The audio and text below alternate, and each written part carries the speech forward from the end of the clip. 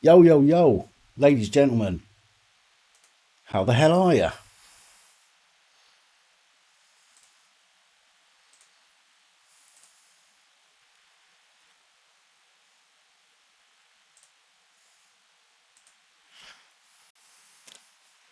I'm not late, it's still 9 o'clock.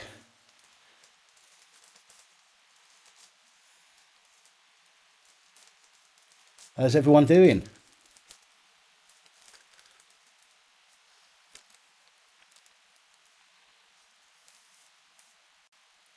Alf and Sue, James, how you doing? John Dewar, how are you?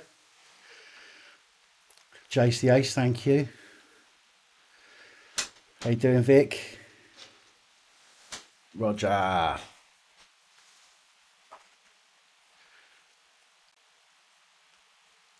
Good, I'm good, thank you. How you doing, Ian? Keith, how are you?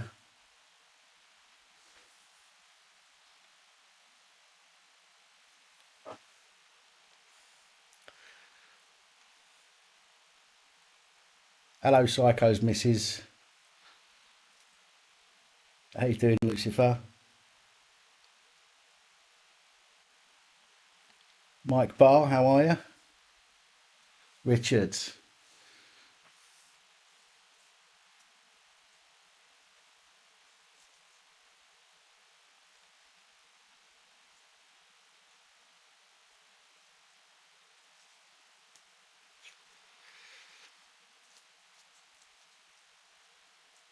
I'm good, thank you, Athelstan.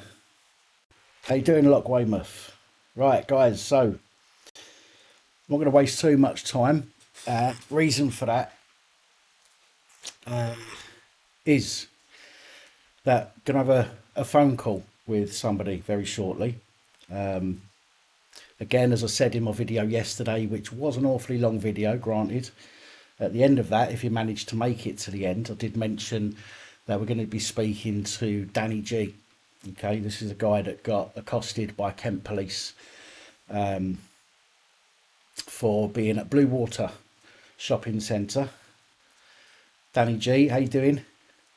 Who got accosted at Blue Water for not wearing a face mask, even though he offered to show his exemption card, which he downloaded from the government website. So I think it's important to discuss these things because, you know, he's downloaded something from the government website, okay, which is being ignored by security and by the police. So what I want to do first of all, we're going to get Danny on the phone in just a couple of minutes. And what we're going to do first of all is I'm going to play this video for those of you who haven't seen it. It's about 2 minutes long, okay? 2 minutes and 20 seconds long. We're going to play that, and then Danny's going to call me, and we're going to have a chat about the situation. So put your feet up. I'm sure you have already. Grab that cup of tea, and let's get on with this.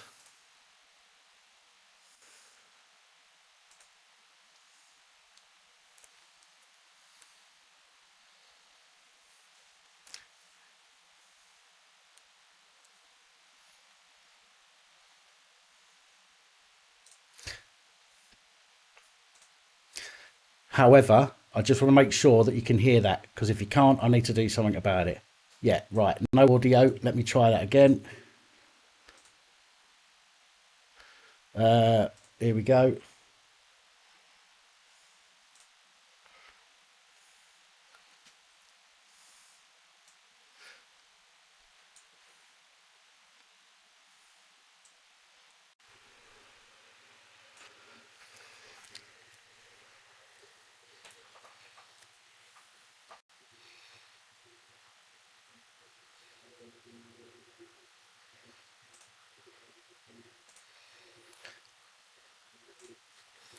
Still no sound.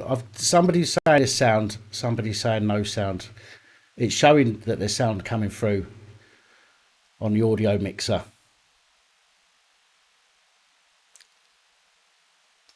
But you're saying there's no sound. Which is annoying. Okay. That was working. Give me a second.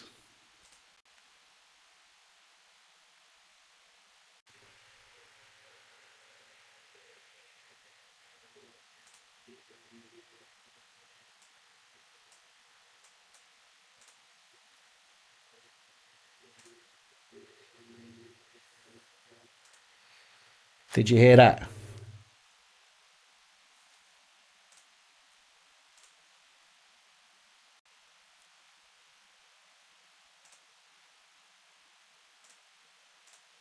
No. Okay.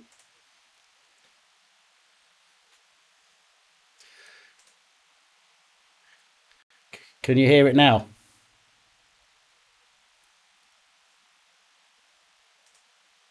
Oh my God, what is going on with this? This is so annoying. Right, okay. Oh dear God. Technology is a pain. This was working earlier as well. I done it, tested it just to make sure, and now it's playing silly buggers again. Right, display capture, yeah, and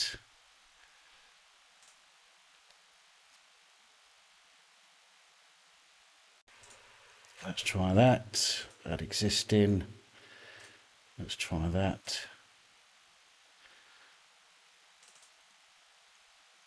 No, it's not.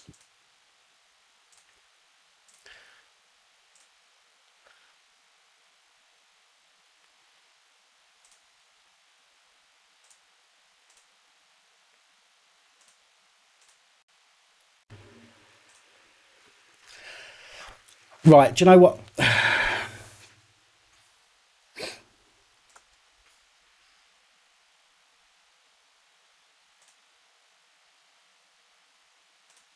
What an absolute pain in the backside. I can hear it. I'm monitoring it. I can hear it, but it's not coming through. Right, I'll tell you what I'm going to do, okay? We're going to get Dan for Prime Minister. I'm going to need a technical expert because I'm having a torrid. Right, behave. Right, play it through the mic. I could do, I think. Let me try that. Let me try that because I want you to hear it if possible.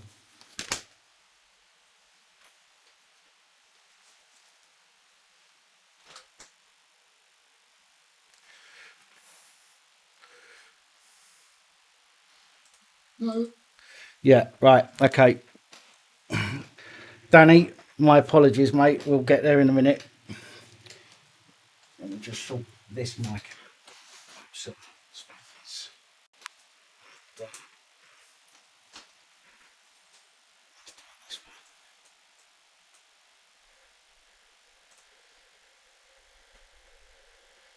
let me know if you can hear it, folks. You need to trespass. You need to go. No, mate, you need to go. You need to go, mate. You need to go. You need to go. You need to go. You need to leave. Don't touch property. That's the problem. No, you need to go. You're aggressive. You're being to be an aggressive police officer. Excuse me. You need to leave. You're discriminating against me. You're discriminating against me. Please. You need to leave. Make yourself famous. Stop yourself famous.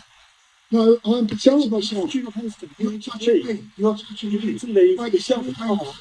You are. You are. Just mate, push your police. Mate, listen, push your police. Right, push your police. Right, in a minute. Right. Just, you need to leave the place, yeah? We need to leave the place. You make yourself famous. You make yourself. Yeah, and I'm exempt. I'm exempt. My pocket. Do you want to see the doctor? You fine to tell me what your exemption is. I told you. And what you've done is you've just been massively aggressive towards me. Oh, mate. Because you're a victim. You're a victim. Also, the security behind me. You're a victim. Alerted to the fact of how you were being to me. Oh, and what they've done now is because of yourself famous for being a discriminator of people with disability. At the level of your passion. You need to tell me. What's your number? What's your number? What's your number? You need to know outside. No, you need to know. friend. Tell me, you need to go. I'll tell me a number. I will chat to you. You're a very clever man, ain't you? Chat to your don't push that into my face. Do not push that into my face. Don't touch your my friend. You can address my public child. Today. Look at this. What your issue is. What's your number? What your issue is. What's your number? You're not getting back into the sentence. Because hopefully there's going to be an issue. Should I explain to you outside? I'm asking you. No, I'll explain outside because I think you're going to be. Who's it?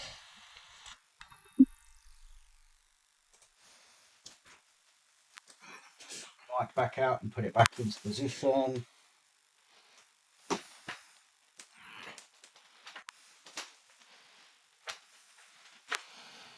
Right, I really need a technical expert, I'm telling you.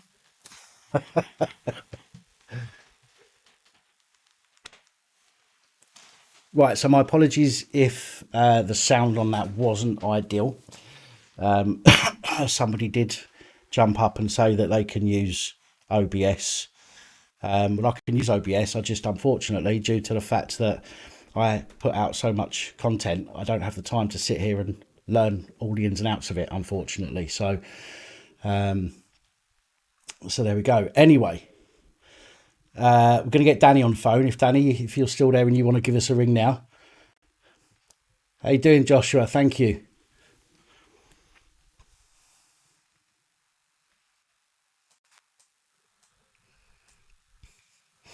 Hello, Stella.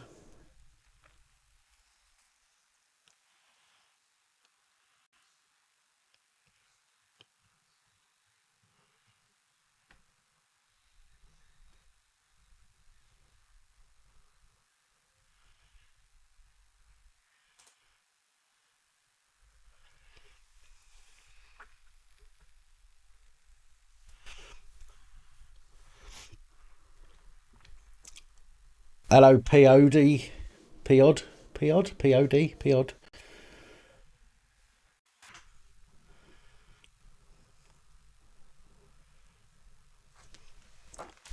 Right. Just need to wait for Danny to give us a quick ring now so we can have a chat. Technical call help center. Oh my goodness. A technical help call center in Delhi that might help me out.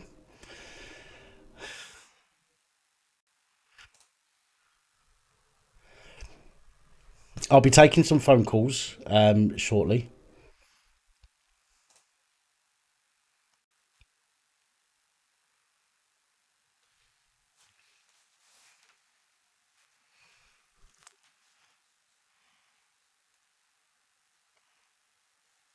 Just waiting for Danny G. I think he's gone to the toilet or something.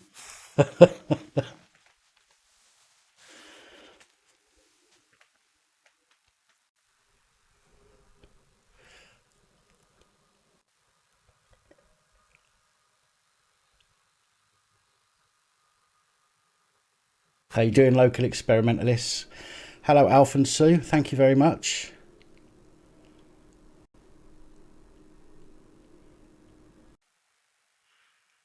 King, that's not very nice, is it?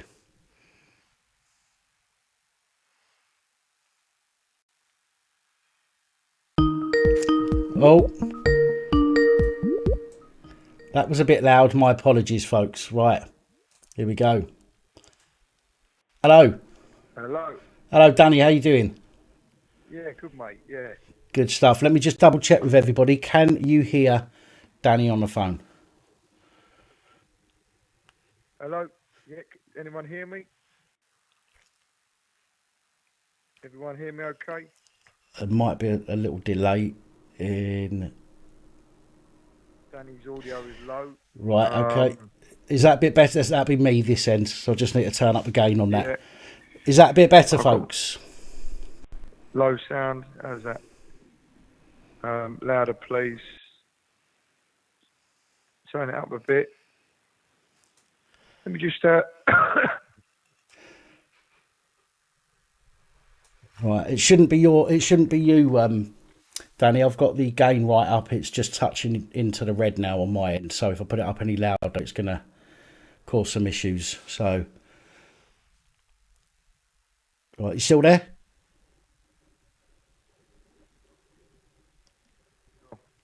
1, 2. Yeah, I got you.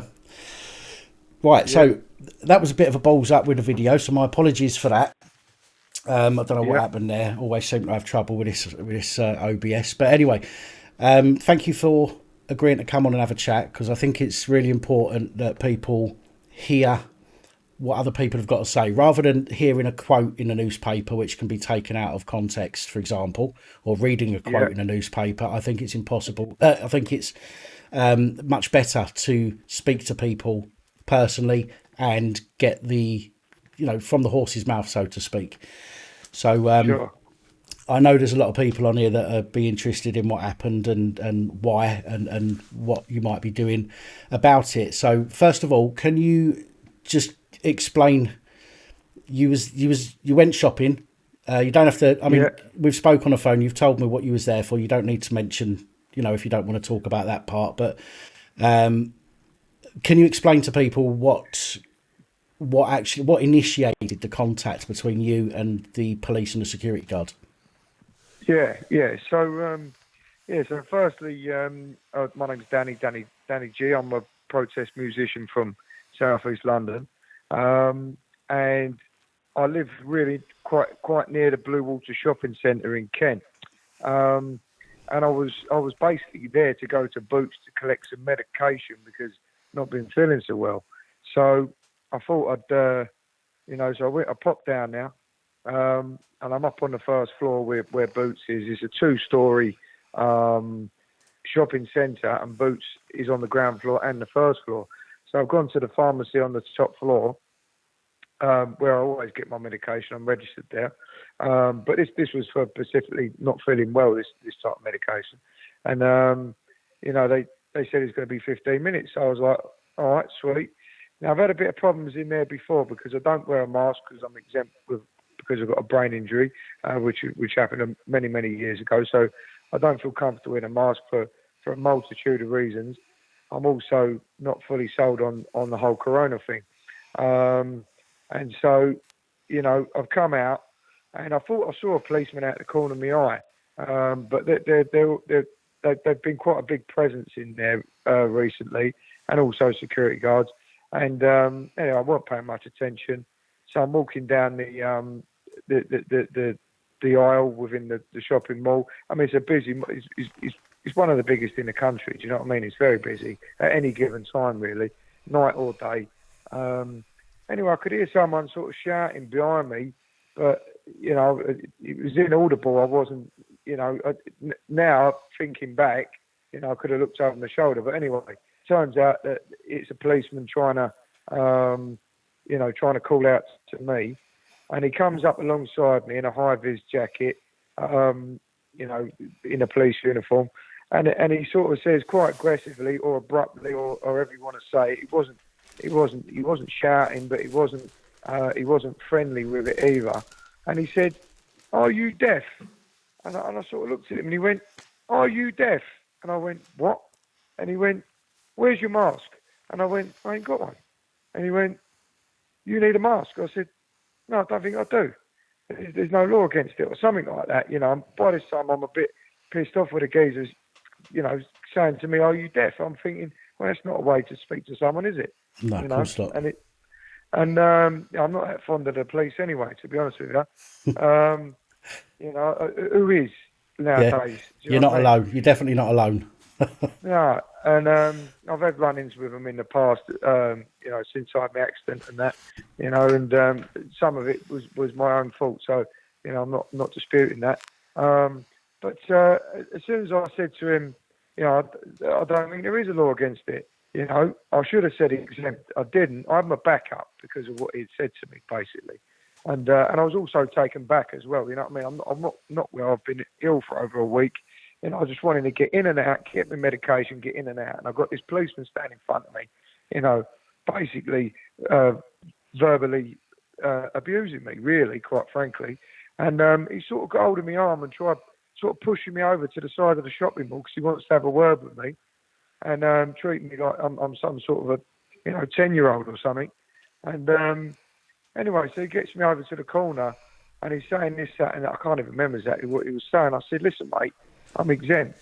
And he's going, well, I don't believe you. And I said, you don't have to believe me. I'm telling you I'm exempt, and that's it. Like that. And he's going on and on. I said, well, I'll tell you what, I've got an exemption card in my pocket, and I pulled it out of my wallet. It was downloaded off the UK government website for anyone that's, got anyone that doesn't want to wear a mask for a multitude of reasons. You don't even have to have a disability. I mean, Anxiety is a disability in itself, but, some people just suffer from a bit of anxiety in shopping centres or wherever they are, and putting something over your face is not going to help that, is it? No, So anyone can have these masks. Anyone can have these exemption cards because it's freely downloadable. In actual fact, my dad sent me the link for it. So, and my dad's got one, and my mum's got one, and my wife's got one. Not all of them use them because they prefer to wear a mask and have an easy life. But I certainly use mine because of my disability. So I pulled it out, and he wouldn't accept it. He was going, anyone could print one of those off of us. I said, yes, they can. And I showed him the app on my phone. Sorry if I'm getting a little bit irate. No, it's all right, mate. So I've showed him the app on my phone. Well, it's not actually an app. It's like I've downloaded the tile link to that particular face mask exemption, print out PDF. So I've showed it to him, and it's got the bloody the Crown's crest on it and all the rest of it. It's clearly a government website. And then I clicked on it and showed him it, and he would just keep going on and on and on. I said, I tell you what, mate. I said, I've shown you my exemption. I'm not even having this conversation anymore. Right? See you later. And walked off. Right? I wasn't aggressive. I was certainly abrupt. I'd had enough of him, and I walked off. And then about 30 seconds later, he comes round in front of me. A security guard. He's now accompanied by a security guard, a big chap. Which is this is the point where the video starts, isn't it? Exactly. Yeah. Now the security guard goes, "You're on camera," on his breastplate, and that reminded me, right, I need to get my camera out. So I get my camera out, and the policeman, the little chap, he keeps saying that you've been really aggressive and all the rest of it. I don't know where he's got that from. All right, and I'm going to be able to prove that by his body cam because I've applied for that officially. And I got the email today to say, yes, that's been accepted, my request. It's going to take up to 30 days. So I've got him banged to rights there. So I've got him banged to rights saying, are you deaf? I've got him banged to rights looking at my exemption card and denying it. And then I've got him banged to rights that I wasn't aggressive and he's claiming that I am. So then they start backing me up, and so I've got my phone out. And he's backed me up against the shop front. I did not take a step forwards. Not once did I take a step forward in that whole scenario because I know exactly what would happen. Yeah, well, we'd have seen that on. If you'd have stepped towards him, he would have used that as an excuse to grab you and put you up against the wall, and that didn't happen. So we can see that you didn't step forward to him. No, I've stood my ground about once or twice. You should probably see that in a video. I just stopped. But bearing in mind, I am walking backwards as well. So, I can't see what's behind me necessarily. I've got my phone in my hand. He's trying to slap the phone out of my hand, which is, he's trying to touch my property. He's trying, my fingers got bent back during that assault, actually. They're only a little bit bruised, but you know what I mean? It's still, it's not good enough. Yeah, of course. And, and he's saying things to me like, I needed to tell him what my exemption was. Why didn't you say? It was just absolutely outrageous. And I have to say, I don't mind if the police just listen to this or anything like that. With my brain injury and my history, I'd say if it had been 15 years ago, I would have come really unstuck there because the geezer's right in the face. I'd have just nutted him. Yeah. You know what I mean? Because and there's people out there that are walking disabled like me. I drive my own car. I've got a family. I've got a house. I make music. But I've got a severe disability, but it's hidden. And there's lots of people out there that would have been very, very threatened by that officer's behaviour and just lashed out of self-defence. So that needs to be bared in mind, right? Yeah, of course. Because it's a real provocative. What he was doing was very provocative. He was closing down my personal space. He's slapping my hands away. He's not taking a backward step. That if someone done that to you in the street and you wasn't a police officer, you'd probably end up having a fight with them. To be quite honest, wouldn't you? It was outrageous. It's affecting my mental health. It's affecting my relationship with my dad. I fell out with my dad over it. My wife's in Brazil. She's worried about me because it's made me not want to go back in there. In all honesty. Yeah, well, I mean, one of the issues that I think we've got here is I've been reading this multiple times over the past week or so. Is the police use the excuse, we can't be expected to know everything. Well, I'm sorry, but if you are going to enforce something, you need to know what you're enforcing, and Exactly. whether or not you're doing the right thing. You can't go and work in a hospital and perform open heart surgery and go, well, he died. Well, I can't be expected to know everything. Do you know what I mean? Exactly. So yeah, I mean, if you like you say, if you're working in a hospital, open heart surgery, someone's life's at risk. All right. Now that scenario, if I'd end up getting banged up again or whatever, like I've been in the past when I was unwell. I've been in section under the mental health act twice. I've made attempts to end my life. It's been a long journey back to full recovery, living in the community, and I've got a right to live in the community as much as anyone else. But I did lose that right many years ago through my mental illness as a consequence of my brain injury. Now, if they're approaching anyone, they've got to know the exact law that they're trying to approach them for. And if they haven't, then that's a crime, in my opinion. Because they don't know who they're approaching, they don't know their background, they don't know their mental state. No. You've got to be looking at anyone that you approach as potentially being a vulnerable person. Yeah, and there's a lot of jobs out there where you have to assess somebody before you approach them, before you interact with them. There's other people that seem to be able to do it. We don't hear, we don't hear a lot of stories about other professions where the people that work in those professions have had complaints about them because they're not taking into account maybe somebody's mental health situation or whatever it might be. But we hear it over and over again with the police. There's been stories about how the police have been, they take it all as a learning. That's their favourite word. Oh, we'll learn from it. But if you're going to learn from it, you'd have learned from it by now. The police have been around for 300 years nearly. Do you know what I mean? Yeah. You'd have thought that after all that time, they'd have learned how to do their job. Well, get this then, right? I mean, I've had lots of run-ins over this, Mars. I reckon I've been asked about 30, 40 times. When I was in Portugal, Spain, at airports, getting in taxis, Blue Water especially. The other week I was in there and I got accosted by a fully armed SWAT police in full body armour with automatic weapons, right, for not wearing a face mask. Now, that I was actually more angry about that than this one, because I'm standing there with my wife, and he's come up to me and said, "Where's your mask?"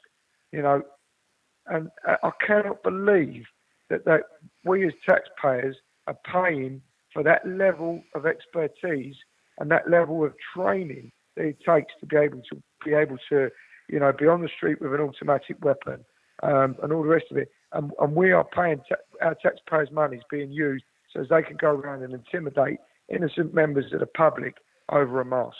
Yeah, no, I totally agree. Even the normal police without the weapons. I mean, they're all carrying weapons these days, and they want more. Even they, it's about intimidation. It's about you do as we say, and this is why many interactions will go towards go down the path of, I'm not answering that. I don't need to answer that, but you've got to do what I tell you to do, or you're going to be arrested. Well, no, mate. We have a right to know we're being detained or why we're being arrested, and that, you know, that's in the legislation. It's like when you get searched, there are the steps, the go wisely steps, and if they miss any of those steps, there is a chance that it's an unlawful search. When the police are stopping you for some reason, they have to be able to tell you exactly what that's for, and they have to be able to know, in my opinion, exactly what the law is around that particular piece of legislation. Otherwise, they could just go up to anybody and say anything and get away with it. And unfortunately, this is what we see. And we see the police. They normally arrest you for one thing, but then you're charged with something completely different. Yeah. Do you know what I mean? Yeah. I mean, what's happening here is, you know, is one thing to be, you know, I don't know, you know, suspected of committing a crime. Right? That's one thing, and you know, I don't know, a house has been burgled, whatever. And even that, you know, if they've got no evidence when they come up to you, I know they've got to provide evidence, but you know, that's bad in itself. But we're talking about innocent members of the public walking around doing their shopping, waiting for their medication. Yeah, you know, yeah. It's gone absolutely bonkers. Do you know what I mean? Would that same policeman go up to an old lady without a mask on and start giving her an hard time? You know, Yeah. there was a real attitude about this policeman. He had a bee in his bonnet. He didn't like the fact that I wasn't rolling over and going, okay, I'll put a mask on, or okay, you know, I listen to what you're saying. You know, I stood my ground. I know the law, especially around masks, because obviously I've had to look into it before you know, this whole thing. You know, and he didn't like it. He didn't like it. That's what it come down to. It all come down to bravado, ego, and I'm gonna, you know, get one over on you type thing. And I bet you he's regretting it now, because it's gone 52,000 views on Twitter. That's right. It's been on the front page of the Daily Mail Online. His face is on the front page of the Daily Mail Online. Mine is as well, incidentally. But you know, and I bet he's regretting it now. Well, see, the thing is as well with the police. Now, this is one organisation that does get a lot of stick for discrimination. Okay, a lot of people go on about racial discrimination. I don't like putting boxes around different groups. I think discrimination, as far as I'm concerned, happens to everyone. It even happens to me, a middle-aged. I know I don't look it, but a middle-aged white man, and I get discriminated against as well.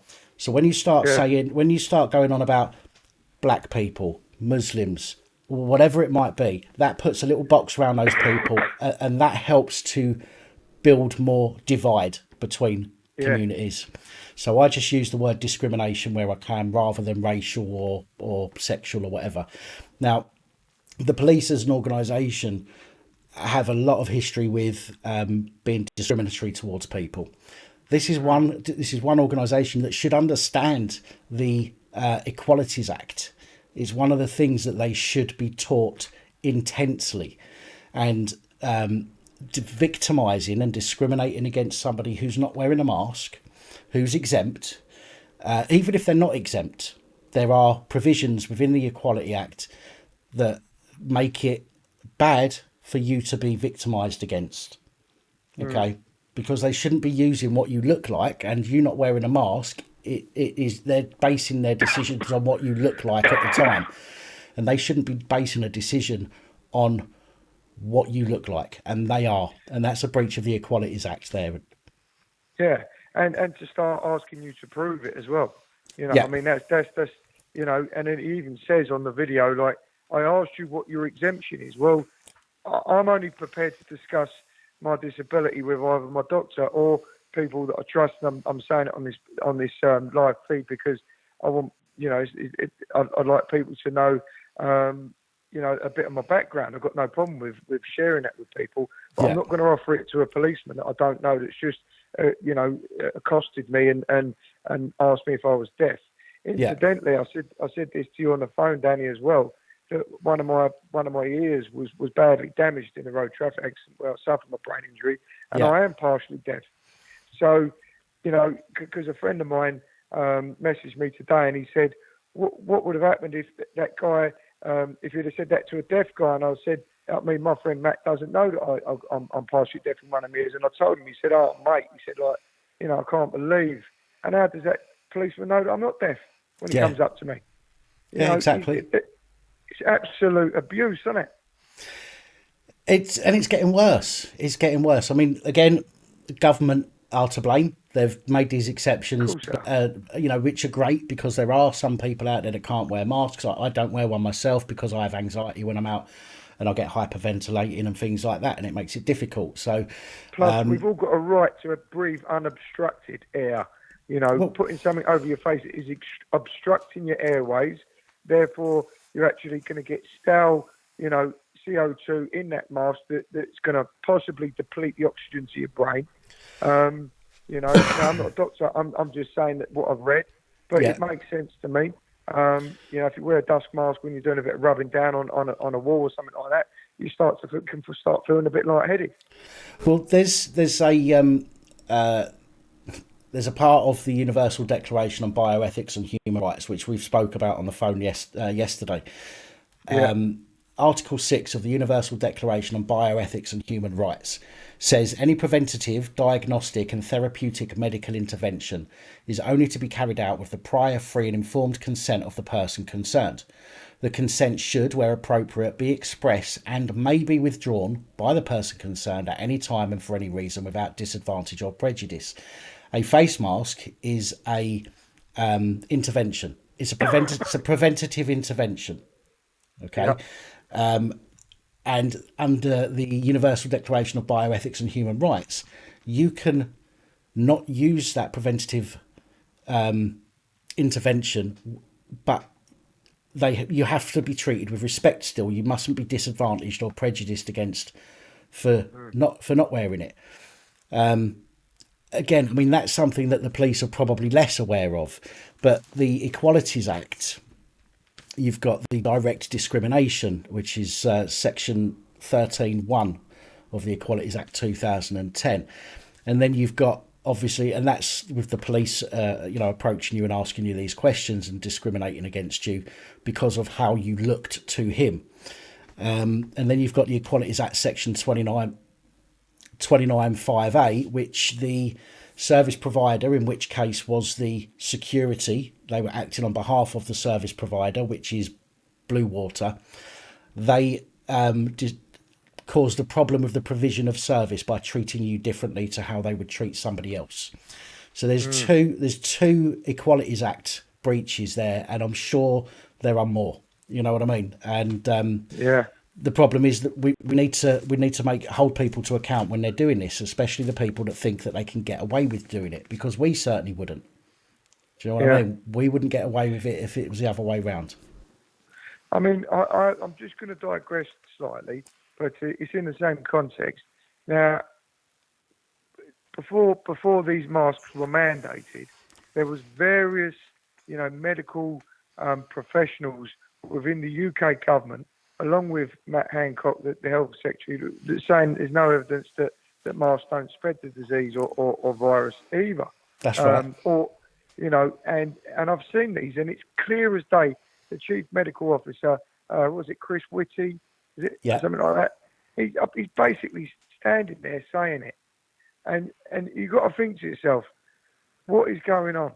Because they're saying one thing 1 minute and another thing another minute, you know, and you know, and it's just I think there's something going on that's quite purposeful. That is, I think the laws and the actual procedures are not making it down to the policeman on the street, and I don't think that's any mistake, is what I would suggest. I would suggest there's something going on where they're quite happy for people to be accosted, quite happy for people to become fearful and intimidated. But I could be. That's just my opinion. I'm not. You know, I'm just throwing it out there because I did have a conversation with the manager of the security team of Blue Water the same day. I went back and got my antibiotics. I put some different clothes on, and went back and got what I needed from the Boots pharmacy. Yeah. On that visit, I went straight to the Blue Water desk. I felt very anxious going back in there. I'm not going to say I walked back in there willingly, but I didn't have anyone else to go and get my medication. You know, I was only supposed to be 15 minutes, and I was like gone for an hour and a half because I got thrown out.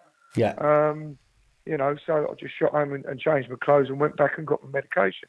I spoke to him and I said, "What are you teaching your security guards to go up to people and say?" He's not a policeman, so he couldn't answer for the policeman. And I said, "What are you saying to him? Because, you know, I've just been thrown out for not wearing a mask, and I've just shown him my exemption card, and it wasn't accepted. So what planet are you on? Because, you know, the UK government website clearly states that you do not have to wear a mask if you're exempt. Absolutely. You don't even need one of these cards." No, it's a personal choice rather than being a necessity in law. I was basically forced to show that card, Danny, because he was not having it. And even when I did show it, he was still not having it. So what are they teaching them? What are they telling them? What are they telling them to say to people about not wearing masks? Because this guy was just, he's unreal. Like, you know. But this is the thing. As I say, it's happening all over the place. And I watched a video which I added on to the end of last night's video before yours. Of I believe they was in Manchester, maybe. It looked like a Muslim family and a white English family having a fight on the forecourt of a petrol station. Oh. No, it was the Muslim family that weren't wearing masks. It was a white family that was having a go. Okay, so I'm not sticking up for either side here, right? My stance on the matter is, if you want to wear a mask, then wear your mask and protect yourself. Exactly. That's what I say.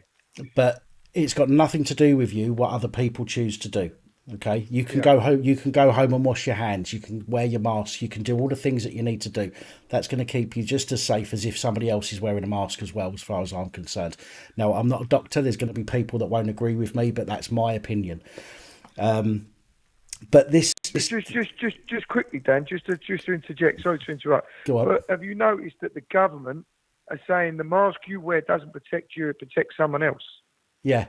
So there's a bit of psychology going on there. Oh God, yeah. I said it. I think I said it in tonight's video. It's about, let's make you feel bad so that you comply. And it also encourages people to accost other people, other members of the public, because I've had various members of the public ask me where my mask is.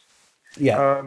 And my words to them is unaggressively, you've got a mask, so you're protected. Don't worry about me. Yeah. And that's what I'll say. Well, again, and Dean's just said it in the comments there, social shaming. And that's what it is. That's what people are doing. It's keeping everybody fighting between themselves. And again, it's something I've said in the past. Divide and rule, isn't it? Yeah. The government have broken society down into smaller and smaller groups who all have problems with each other. And the reason they've got problems with each other is because the government and the mainstream media bring up all these problems and create the divide between people. So we don't look at each other and go, well, actually, no, you're just another human being. We look at them and think to ourselves, well, your race, your sexuality, your gender in the news has been proven to be shit. So I'm not going to like you for it. And that's causing... Go on. What this propaganda that the government have been perpetuating is caused, just in line with what you're just saying, is basically the first fault of someone that is the first fault of someone that is wearing a mask when they see someone without a mask is that person without a mask is irresponsible. Yeah. And therefore some people will accost that person rather than that person may have a disability, that person may be exempt, and it's because the weight of the propaganda, and that's how it's going, I feel. Yeah, absolutely. I was going to say something else then as well with regards to that. It was on the tip of my tongue and now it's gone. I have these senior moments. Do apologise. It's my fault for interjecting. Sorry, mate. No, it's fine. Mike, come back to me in a minute. Well, I'm just going to say something else on the government propaganda. Now, I'm not saying that there's not a virus. I'm not saying it's a hoax. I'm not saying any of that. All right? Who knows? At the end of the day, who knows? Yeah. But what I do know is this: when they come up with the death figures on the TV, on the BBC News or whatever news channel it is, it says that the amount of deaths, and then it says underneath as a caveat in small writing that anyone that's tested positive for COVID that's died in the last 28 days. Yeah. Right. So you could test positive for COVID with no symptoms, right? No illness, then you could get run over, and they can put that down as far as joining up the dots. They can put that down as died from COVID. Now, Yeah. I'm not sure whether if someone got run over, whether that would actually happen, but I am confident that far lesser sort of tragedies in regards to the trauma of the death, i.e., I don't know, someone dies of cancer, but that's bad as well. But I mean, getting run over is obviously. Well, Danny, I'll tell you now. I know somebody who a few months ago told me that their dad was in hospital with cancer. He wasn't end of life, but he had to go into hospital because he wasn't well. They got them to sign the do not resuscitate, and also on his charts. Even though he hadn't had a test at that time, he actually went in because of his cancer issues. On his charts, it said COVID-19, and they put him on a COVID ward. Wow. So it is happening. Trust me. Yeah, and I would suggest it's happening on a mass scale. And this is just one more thing that I've observed, and this is firsthand. I live near one of the biggest hospitals in the county of Kent, if not the biggest, and it's called Down Valley. Now that is not far from Bluewater; it's literally a stone's throw.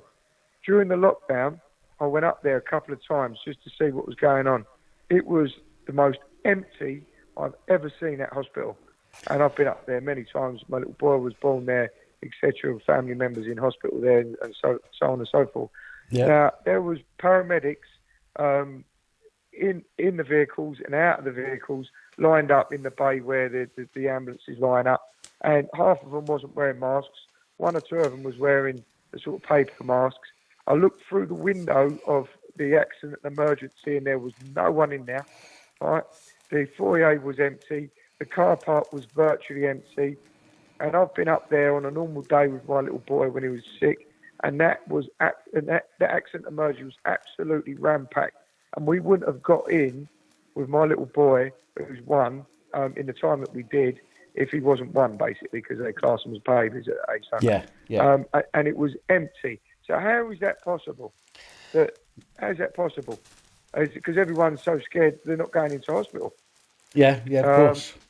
But what I'm saying is people are falling over, breaking their arms all the time, kids and this, that and the other, and people getting injured and stuff like that. So how is it possible that can be empty? It's absolute. It's madness. It is, mate. Yeah. There's something going on. So just going back to, because I don't want to keep you on too long, because I know you've got that chest infection there. So just going back briefly to the incident at Bluewater. Now you said you've made requests for body cam footage. Yeah. I know the police have received a complaint as well, because they've said as much. So so that's going to get looked into, obviously. Now, what, if you can tell us, what do you want to, what outcome do you want from this? It's a good question, actually. It's a very good question. I want an easy life. Is the sort of taking this to court and all the rest of it is not an easy life, in my opinion. But I'm a protest musician. I've spent my life protesting for inequality. I've been on union marches as a kid with my dad, who was a union officer. You know, I've been campaigning all my life, you know, against war and all these sort of things. And if I didn't, you know, at least pursue this, then I wouldn't be doing myself a justice. Also, I wouldn't be doing, you know, the public justice, because, you know, I handled the situation very, very well. But like I mentioned before, Dan, not everyone has got the ability to do that. And a lot of people's disabilities, especially walking brain injury, because I can only speak of that. You know, there's lots of people with brain injury that I've met in brain injury units, etc., that would have lashed out there. Yeah. And they're in the community. A lot of these people are in the community. They reckon 60%. A professional that I used to work with when I was getting better was my case manager. She actually said to me that they've done statistics and this, that, and the other, and they reckon 60% of the prison population have got brain injuries. Right. That is absolutely huge. And the vast majority of people with brain injury are walking brain injured, and it's difficult to tell. So I'm not just doing this for myself. If I do press charges, I'm doing it for everyone else, because this policeman shouldn't be on the street, in my opinion. You know, and therefore I am going to take it to the bar. But you know, I would prefer not to for an easy life. But I'm going to do it because that's what my dignity tells me to do. Right, and I think we've all, you know, we've got to do what we think is the right thing to do. At the end of the day, if you don't, then you're going to later on down the line you'll regret not doing something that you should have done. So yeah. I think there's an awful lot of. I mean, there's a few trolls in the chat tonight, but I think there's an awful lot of support for you. There was. You know, we could see from the video that even the security guard was trying to make things worse, even though he didn't seem to go sort of hands on with you. That was more the copper, but even the security guard was trying to make things worse. At least one of these officials should have been trying to calm things down, not escalate it. But they both wanted to, you know, their egos. Check me. Yeah, their egos took over because you weren't bowing down to them. And that, unfortunately, is a very dangerous thing to see. And it's, you know, and this is why lots of people are getting injured by these officials. And that is the word there, Dan, injured, because, you know, people, you know, that can't deal in situations like that felt really threatened, are going to lash out. They're going to get bent up. They're going to get arrested. They could end up in prison. They could end up in psychiatric hospital. And this is very, very unfair. It's completely unlawful to put anyone in that situation. And that is what the law done. They put me in that situation. I dealt with it. Not everyone can, and that's a very important a point, I feel. Yeah, absolutely. I said this to you as well. I think that you handled that really well. You seem to keep your calm. Okay, I have to say that we didn't see the first part of the video. I've got to say that, but the second part of the video, for me, if you was being aggressive beforehand because you was worked up, you would have still been aggressive when the camera went on. That would have still been shown through. And as far as I'm concerned, that wasn't. The only aggressive person there was the copper trying to get in your space. Couldn't even wear his own mask properly, the knobhead. No.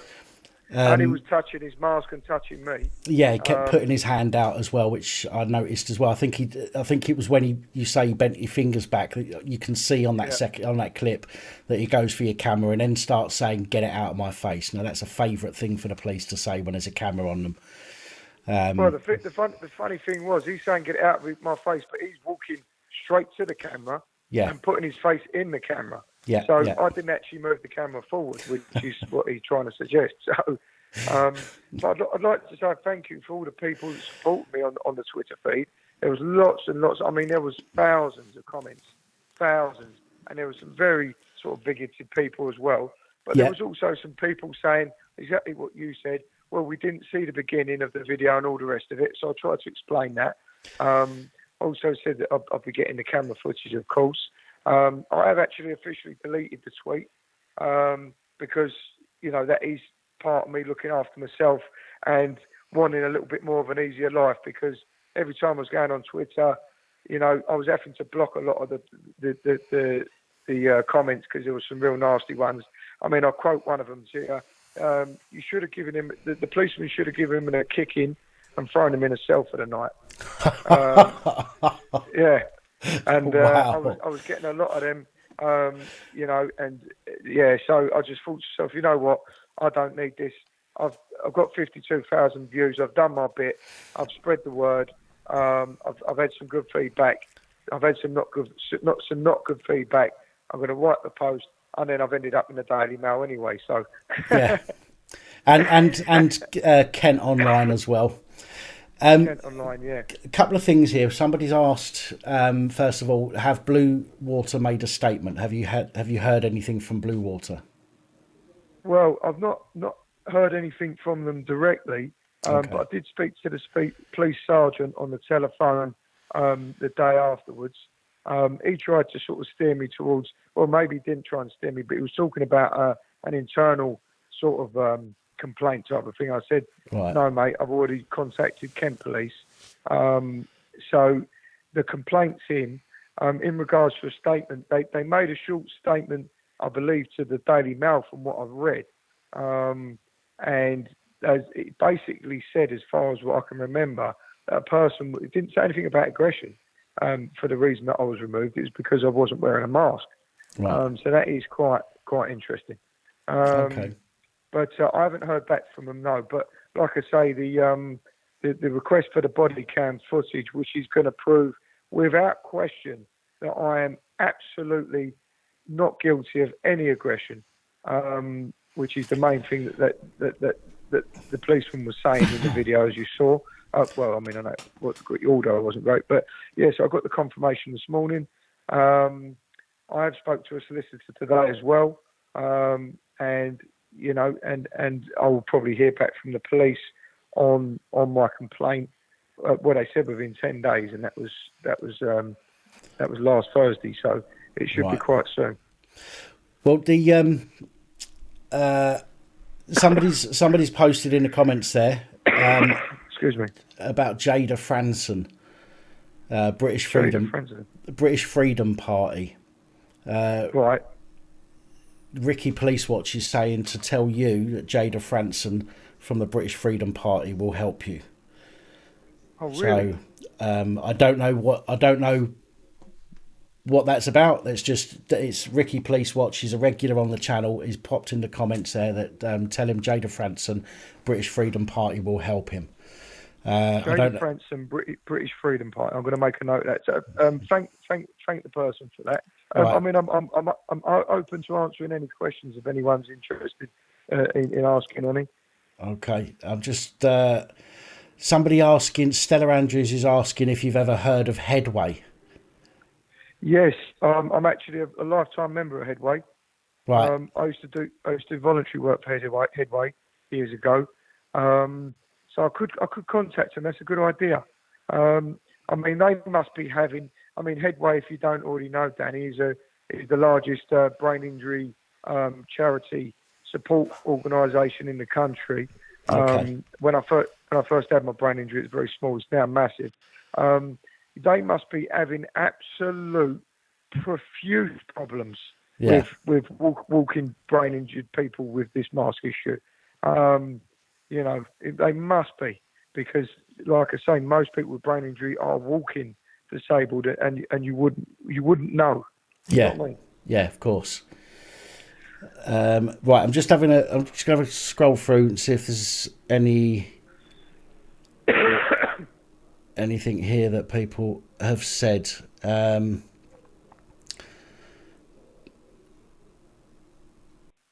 Sorry, go on.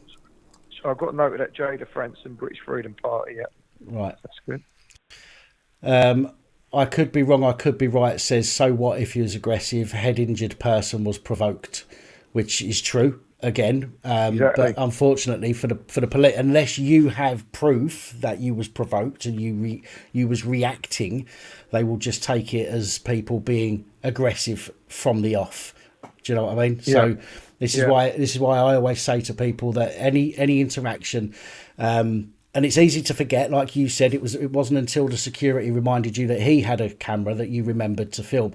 And I say to people all the time, if any interaction, before you even start speaking to them, get your camera out. And that way you've got your entire conversation as proof of what happened, and nobody can say, well, you said this or that or the other. So can I just say, can I give you a perfect example where that's helpful? Go on. I would always do that. If you're ever pulled up by the police, take your phone out before you even speak to them. Take your phone out, because, you know, whatever they say can incriminate them as much as it can you, of course. Because I was pulled up once for allegedly speeding. I wasn't. But I got him on camera saying where he was when he used the what do they call it? Radar gun. Now, they need to be fully visible. They need to be in a high vis, and they need to be fully visible out of the vehicle. All right. Well, I got caught in. I asked him questions on camera, and he admitted to be sitting in the car when he took the reading through the windscreen, incidentally, through a refracting surface. So, you know, they didn't even put the speeding thing that they was trying to put on me in. Right. I phoned up the police 2 times, and they said we've got no record of it. So there shows us that, you know, the police are they're not all law abiding. Of course they not. bend the rules. Of course. They bend the rules, and without that phone, you haven't got the evidence. So get your phone out as soon as I would suggest in any scenario, like you just mentioned, get your phone out. It does get their back up. Don't get me wrong; they get aggressive with it, but you need that evidence if they do anything that they shouldn't be doing. And I'm so glad you said that, because that brings me on to the stay safe guides that I had made. Okay, now just quickly for the people watching this, there was a few orders that I've had in the last few days. Yours have been posted today. They will be with you in the next couple of days. So anybody that's ordered these that hasn't received them yet, within the last few days, they'll be with you shortly. Now, on this, I actually have a vehicle stop and search section. I don't know if it's going to focus in. Vehicle stop and search section just here. And on that, I've actually written exactly what you've just said, because this is something that I say to people. Now, I've got ensure that you're recording from the moment you pull over, but make sure that the police see you take your phone out before recording. And the reason for that is because they will use it as an excuse to search your vehicle, because they'll say, as we pulled up, we saw you fidgeting. You was trying to hide something. What was it? We're going to search you. So you pull over, take your keys out of the ignition, is what my opinion is. Put your key in between your legs, or put it on the dashboard so they can see it, but only open your window enough to hear them and not enough for them to lean in. And when they get next to you, then grab your phone and start recording before you speak to them. That way, there's no way they can turn around and prove that they saw you fidgeting, which is one of their favourite reasons to piss you off by searching you. Well, yeah, if they thought they could even accuse you of, they thought you might be drawing a weapon, or something like that, which would be even more dangerous, because they would just eject you from the vehicle. Yeah. So, do you know what would be best is to say to the policeman, "Excuse me, officers, I'm taking my phone out. I'm going to be recording this this conversation." Yeah, I mean, you can do that, absolutely. Again, it's, you know, don't, because as you said a minute ago as well, it is gonna piss people off. It's gonna piss the cops off. They're gonna hate it. But so always let's not forget, we're on their cameras as well. Yeah, when they put them on, which a lot of the time now they only remember to put them on when we take our cameras out. So really? Yeah, some of them will put the cameras on, but a lot of them don't put the cameras on until you get your camera out. Then they go, "Oh, you've got your camera, I'll put mine on," like it's some sort of playground spat. Do you know what I mean? Quick question, Dan. Go on. The policeman's camera was flashing, I noticed. Does that mean it was on? Flashing. Yes, red. yeah. I think the flashing means it's on. I'm sure it is. Right, yeah, that's good, because that means that his was on during that. Well, at least during that video. I don't know if it was on before though, so find out. Yeah, won't we? yeah. I'm sure the flashing means that it's on. So yeah. So listen, Danny. I mean, we've been talking now for 50 minutes, and as much as I've enjoyed it, and I'm sure from the comments the community's enjoyed it as well. I am remembering that you've got that chest infection, and I don't want to keep you talking too much and making that worse. Yeah. And I know there's other people that want to phone in as well. Yeah. But people have asked, have you got a YouTube channel? I have, yeah, for my music, yeah. Okay. I've had a few problems with it, but I could post that. How would I post that, Dan? If you want to send me the link, if you can send me the link in an email, sort of any time in, after this phone call, I'll chuck the link into the comments, and I've also put some links in for like Spotify and things like that for my music. Yeah, mate, go for it. Go for it.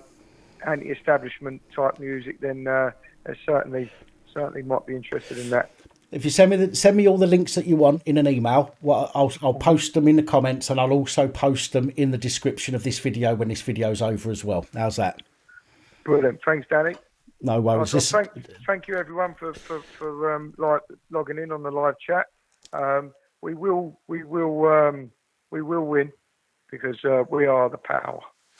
That's it, mate. Absolutely. There's more of us than them, and people need to realise that. So we all need to stick together. Non-mask wearer, mask wearer, all the same. We're all civilians. We're all just normal people going about our business. If someone's not got a mask on, there's a reason for it. That's it. We just need to respect each other. Exactly. Right, Danny. Listen, mate. You take it easy. Please keep us updated, because I know the watchers are on here are going to want to know any developments in the future. So please do drop us an email, drop us a text or whatever. Let me know what's happening when you can, so I can share that with everybody. Yeah. Okay, then, mate. Cheers. Brilliant. Listen, mate. You take it easy, and thank you very much for coming on and chatting with us. No problem. See you soon, mate. Cheers. All right, mate. Take care now. Bye now. Bye. Bye. Right, folks. What am I doing? I don't know. That's what I'm doing. I want to do that for a minute. And I need to turn that down as well. Right, guys. He's going to send me some links, hopefully shortly, within the next, I don't know, maybe 10 minutes or so. I told him to send them by email. Danny, if you're still watching, my apologies, I didn't give you the email address. In the description of this video, if you scroll down, there is an email address in the description, but it's policeabusingpowers@gmail.com. So if you can email me, Danny, at policeabusingpowers@gmail.com with those links. There you go. Proving Molly's just posted the link there. Send those links over to us, and I'll get them out to everybody. Big shout out to Nacho Don. There you go. I shouted him out for you. Right, guys. I want to thank all of you there, very for putting up with us while we had that chat. Again, I think it's important that people hear the stories from the people involved. I don't want, newspapers reading an article is all well and good. First of all, you can't get the context properly apart from the context that is put across by the person who's writing it, which is generally not, which is never the person who's actually involved.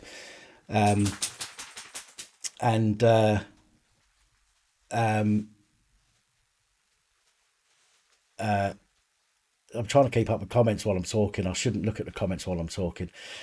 And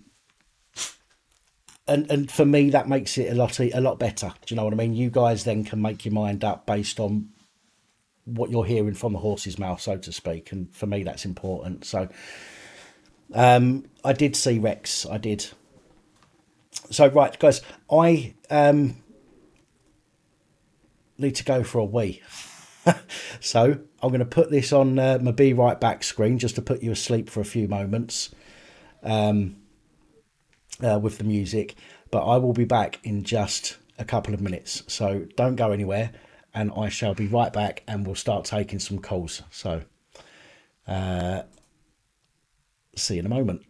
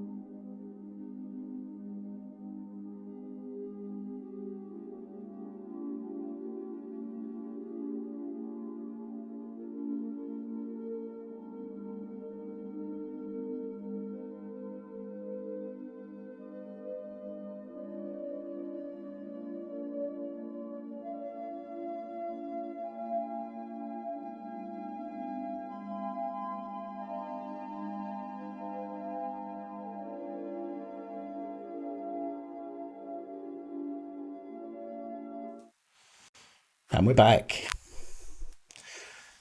So we'll open the phones in just a moment. Danny's video has been taken down, but if you go to yesterday's video of mine, at the very end, you can catch his video. It's the very last story on yesterday's PAP reports. So that's yesterday as in the 25th of October. Unfortunately, Lock Weymouth, I have to be careful of the music that I use. So I use the stuff that is copyright free, okay, royalty free and all that stuff. So unfortunately, some of it is terrible. But I will get through to, I will get around to sorting out some better music at some point.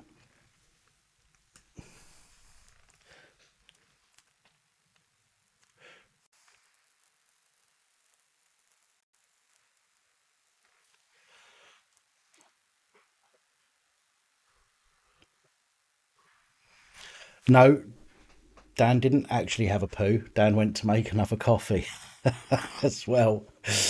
I want to say as well, by the way, while we're here, I just want to give a shout out to Tastier Treats. Tastier Treats. I don't know if you're on here.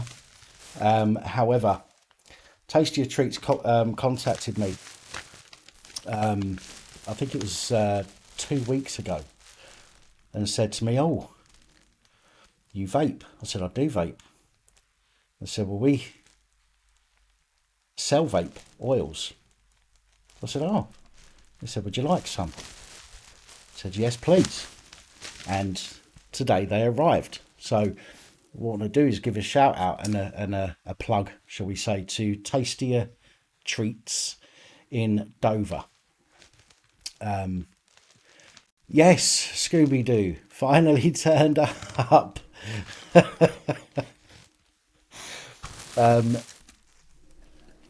Now, I don't know if you've got a website or not. If you have, then feel free to send it over by email, and I shall pop it in the comments. However, I'm very happy with these, and they are all perfect flavours for me as well. We've got a cherry tastic. Nothing wrong with cherry. Lovely, nice and sweet. We've got a lemon tart. I think everybody likes a tart, lemon or otherwise. Thank you, Scooby-Doo, and I will get that up. We've got drumsticks. I mean, drumsticks when I was a kid, I used to, and that smells beautiful as well. And what else do we have? I'm going to get the website link in just a second, hopefully, Molly, and I'll pop that in. Got fruit pastels as well, and blackcurrant. Very, very nice choice. I did say surprise me, and you have. I'm chuffed to bits with those. Thank you so much. Also, did you send something else, Scooby? Did you send something else? I ask because the name, who it was addressed to on the other thing, was exactly the same as it was written on these.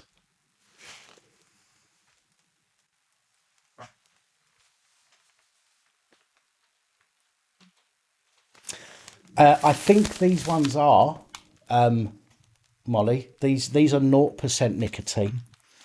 However, we do have the nicotine to go into it, which is great.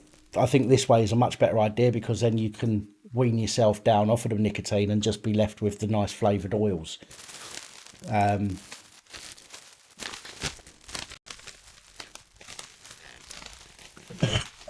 Joshua, the Stay Safe guide, it's a single sheet. It's just an A4 sheet with info on the front and back.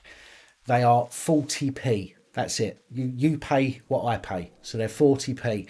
But because of the fees from YouTube and whatnot, not YouTube, from PayPal and the postage, which is 70p. I'm not too fussed about the fees, but I do ask people just to pay the 70p for the postage as well on a first class. So it's 70p plus 40p. So what's that? £1.10. So it's £1.10 for a sheet.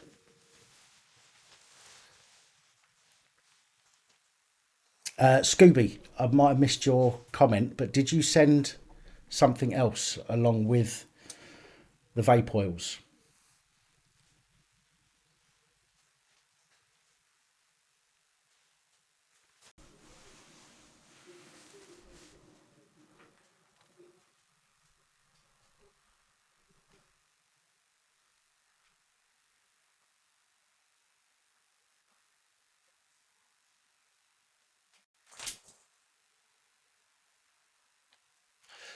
No, you didn't. Okay.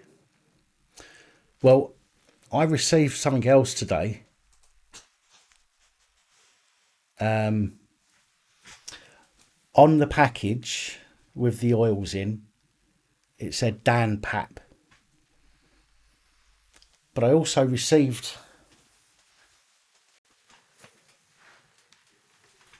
one second.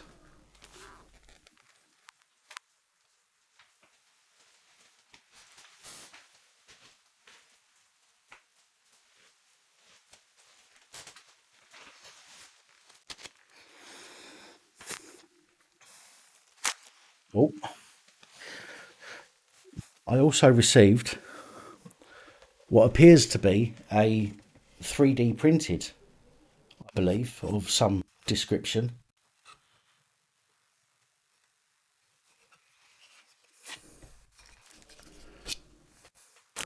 Thumbs up.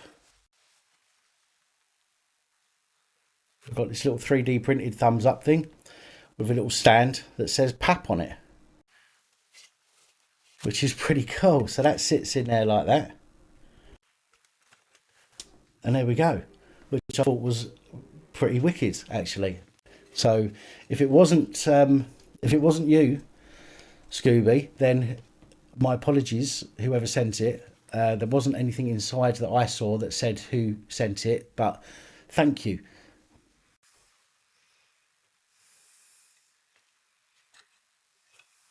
So, isn't that cool? Little thumbs up. I'll put that back over there later.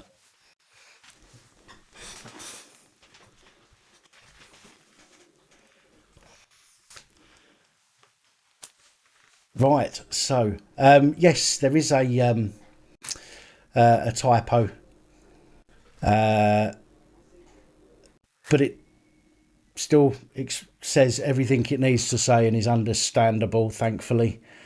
Right, I am going to chuck in the comments now, people.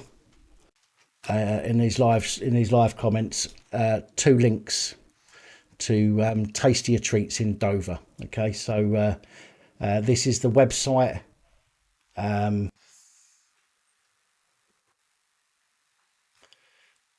Although the website is in maintenance at the moment, but keep hold of the website so you can go back and check it, and also the Facebook page I'm going to chuck in as well. So that one there is the website, which is currently in maintenance.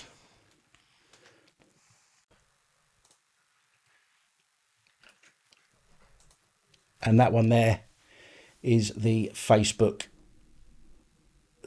page. I will also chuck those links into the description of this video when this video is finished. So there we go.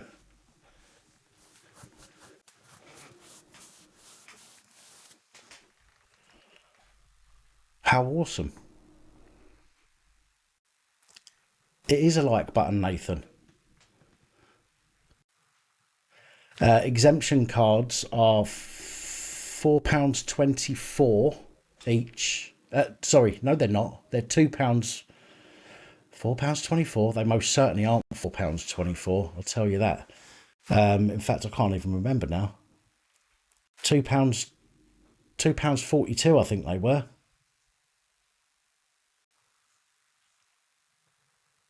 Let me double check.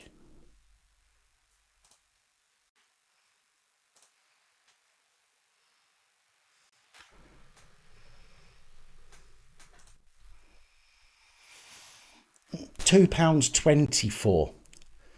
£2.24 for the face mask exempt cards, and 74p postage for up to 5. So if you want 10, I can fit 5 in a card, in an envelope before it goes over, and I have to pay for another postage. So it's up to 5 cards, 74p, plus £2.24 each.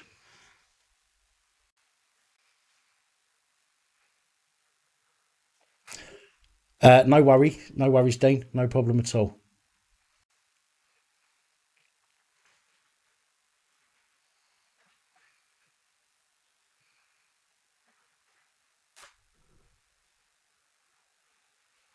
You've got 5 exemption cards and you've got 2 left. You've not been letting people take them off you when you're showing them, are you? You're not saying, look, I'm exempt, and they're going, oh, sweet, I left that.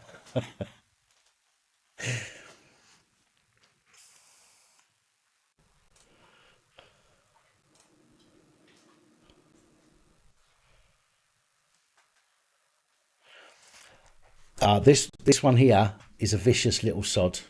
So he has to stay in his box. Otherwise he bites people's ankles.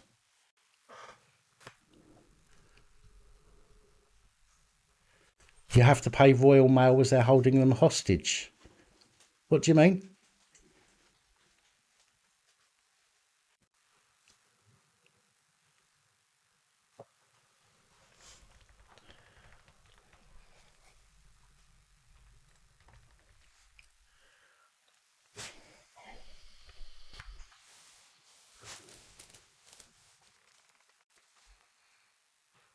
So I'm exempt brass knuckles.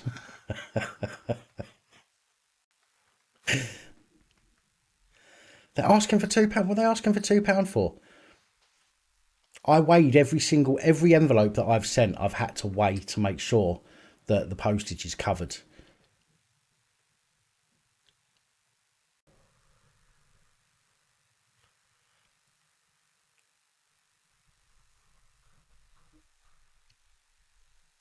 There is no way on earth, even if it was under, there is no way on earth that £2 is how much that they need. At the most, it would be 70p at the most.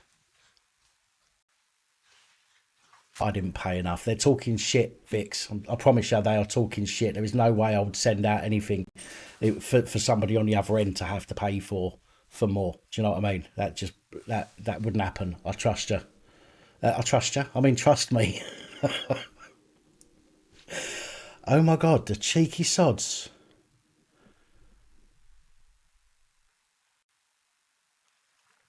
Yes, Psycho's misses. That's right.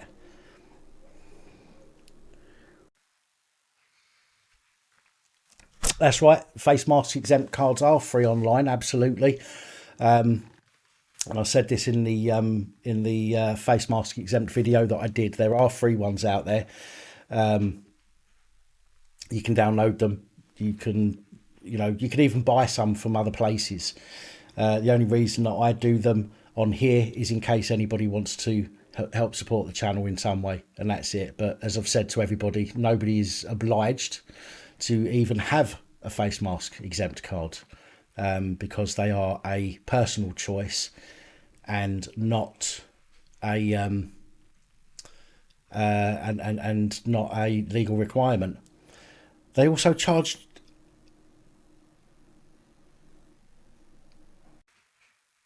you got charged as well. £1, right?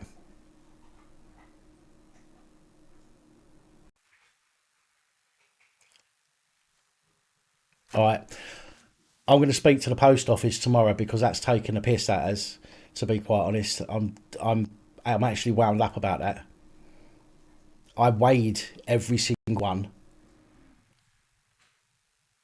and I had to. Do you know what I mean? Because they have that little thing that they poke them through now, so to see how much it's going to cost, and if it doesn't fit through that little bit, that looked a bit rude, that, didn't it? If it doesn't fit through the slot in the plastic thing that they have, then they have to weigh it.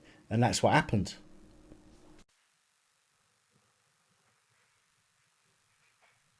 I'm sorry, folks, if you have had to pay an extra. I assure you, I absolutely didn't send it on purpose for them to charge you extra. I think that's ridiculous, and I'm definitely going to have a word with the post office about it.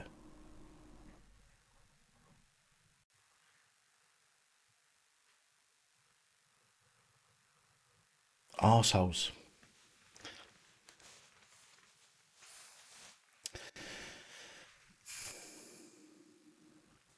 Right, let's get this. I'm going to do half an hour's worth of phone-ins. And the reason being is because I'm still trying to catch up on myself. And if I'm up till 12 o'clock tonight on here, then I'm going to struggle with tomorrow. So I'm going to open up the phone lines, if I can remember how.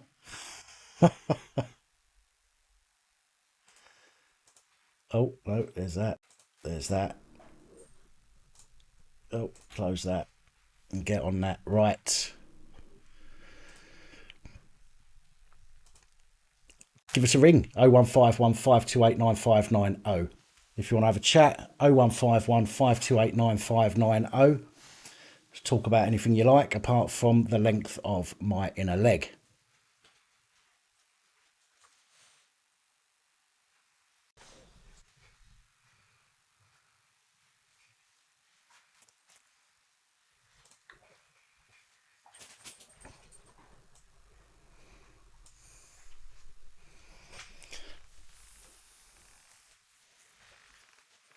Yeah, I think you're right there, Lucifer. They want their want to pay for their Christmas parties, don't they? All 6 of them. Here we go. Here's our first. Oh no, it's cancelled. Whoever that was. I need to work out how to turn all these notifications off because they are loud.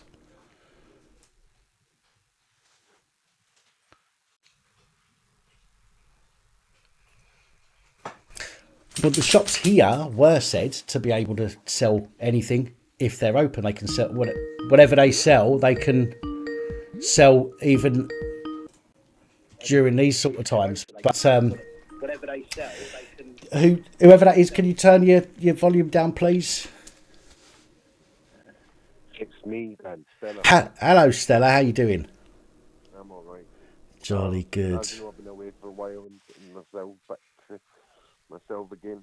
Yeah, I haven't seen you about for a while on here, so you okay now? Yeah, I'm all right. Yeah, I've been inundated with some, I do the volunteer work for Headway. So Right. I've been inundated with people having problems with the face mask exemptions, with pit forms being rejected. It's just been madness, and there's nobody else to do it. No, I bet there isn't. Everybody's asking me to turn the volume up a bit. There we go. Is that better, folks? Stella, can you say Yeah, something? hello. Yeah, can you hear me, everybody? Oh God, I can. That's loud.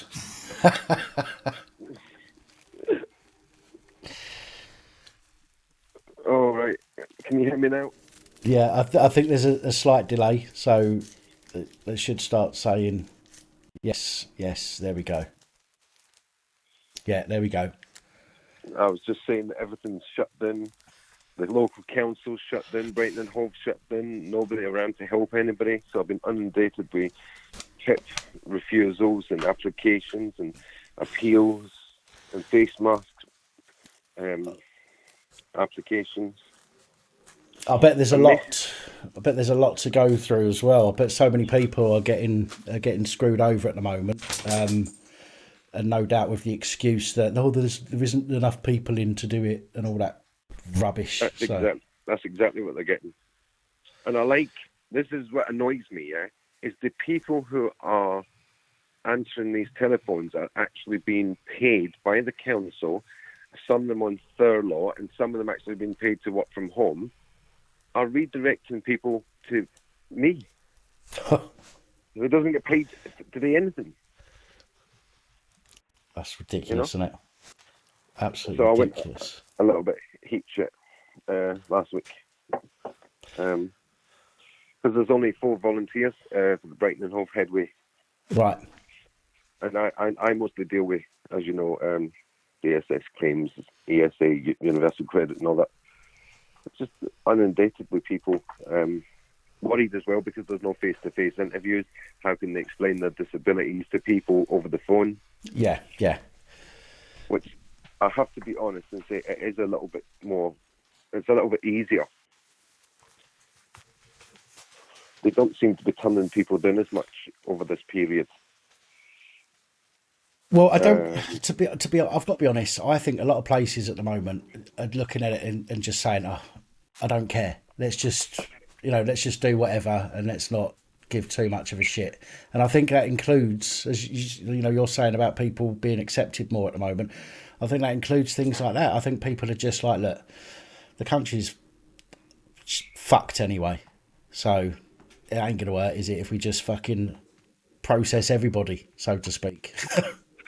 I think you're right. I think that's what's happening. I think there's a lot. There's the odd few that's slipping through the net and inundated with them because they're just outright refusal. Won't give them the mandatory reconsideration. It's just madness. Well, that's if they're not given a mandatory reconsideration, that's an immediate tribunal, then, isn't it? Really. But I suppose they know that there's no tribunals going to be held at the moment as well. So I was just going to say there's an 11-month waiting list for tribunal in the Brighton and Hove area before COVID came. Jesus. That's now jumped to 19 months at the minute. So if somebody gets rejected, they have to wait 19 months.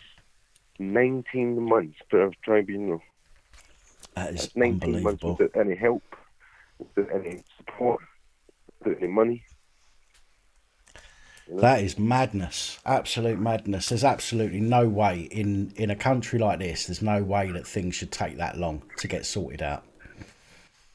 And also because there's nobody around to help these people fill out the forms.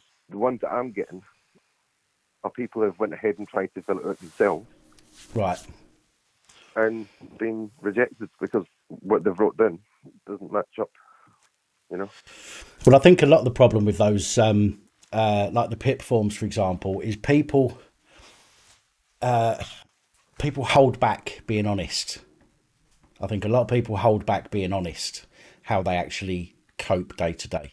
And they look at a lot of people that I've spoken to will put down, even though it says put down your worst day, they don't actually put down what they're like on their worst days. They kind of come to a medium, because it sounds really bad. When you've got mental health problems, for example, and you're filling in a PIP form, you think to yourself, when you write it out, you think to yourself, oh my God, that sounds really bad.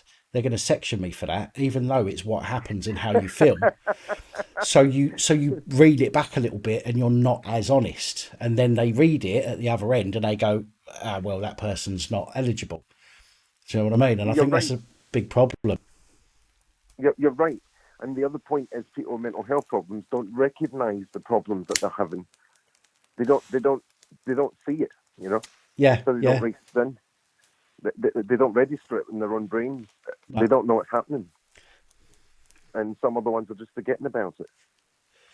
I do know there was recently there was a notification that lots of people, not everybody, but certainly several thousand people at least, were having their claims re-looked at. This is mental health claimants were having their claims looked at because of the way the questions were worded and then graded afterwards. It was something to do with whether or not you need support when you go out. It was that particular question, and it was ruled that it was wrong, and anybody that got say two points, for example, should have actually got the 4 points, which in a lot of cases would have put them in the higher band. So I know a lot of people are having theirs looked at the moment with regards to that, but not everybody, unfortunately. That's because whatever you say, they half it. Whatever Right. MD puts on the form, they come back with half of that, you know. So if you say that you need help 4 days a week, they'll say, oh, you only need help 2 days a week. Well, how do you want that one? Yeah. Oh, it's absolute mess of a system. The whole thing. I mean, I don't quite understand how it can have got into such a mess. I mean, it's not. I know what they're trying to do. They're trying to make it less expensive for the government. So they, even though a lot of them have never been through what people are going through at home, they imagine, or they try and imagine themselves in a situation like that. And just imagining being in someone's situation with a permanent disability or a mental health disability, if you haven't had it, you're never going to come anywhere close to how people actually feel or how they're going to live their daily life. Well, as I said, it was bad enough before COVID. Now it's even worse. But I want to say something to Danny G. Right, okay. If he's still around. He might be. Get yourself a headway card. He needs to get one, and if he had one before, get it updated. He really needs to have that.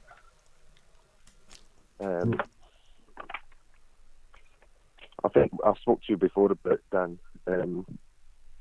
So people with brain injuries, that Headway will actually organise. It's recognised by the chief of police. Okay. Organisation. It's accepted by most official bodies, and it can sometimes explain that you've got this brain injury and the problems that you have maybe expressing yourself either in a physical manner or a verbal manner. Well, there's, I can't remember where it is now. I think it might be Bedfordshire Police. I think were doing. I mentioned this in a report some weeks ago. They were doing a card. You have to register with the police, and you get a card sent out to you with your detail, like your name and stuff on, and it comes with a 4-digit code. So when you phone the police up, you can give them the code on the. You mention the name of this scheme, and you give them the code, and then they send out the police, knowing that you have maybe a problem communicating. I think I discussed that with you a while ago as well. It's called the Pegasus system. The Pegasus, that's the one. That's it.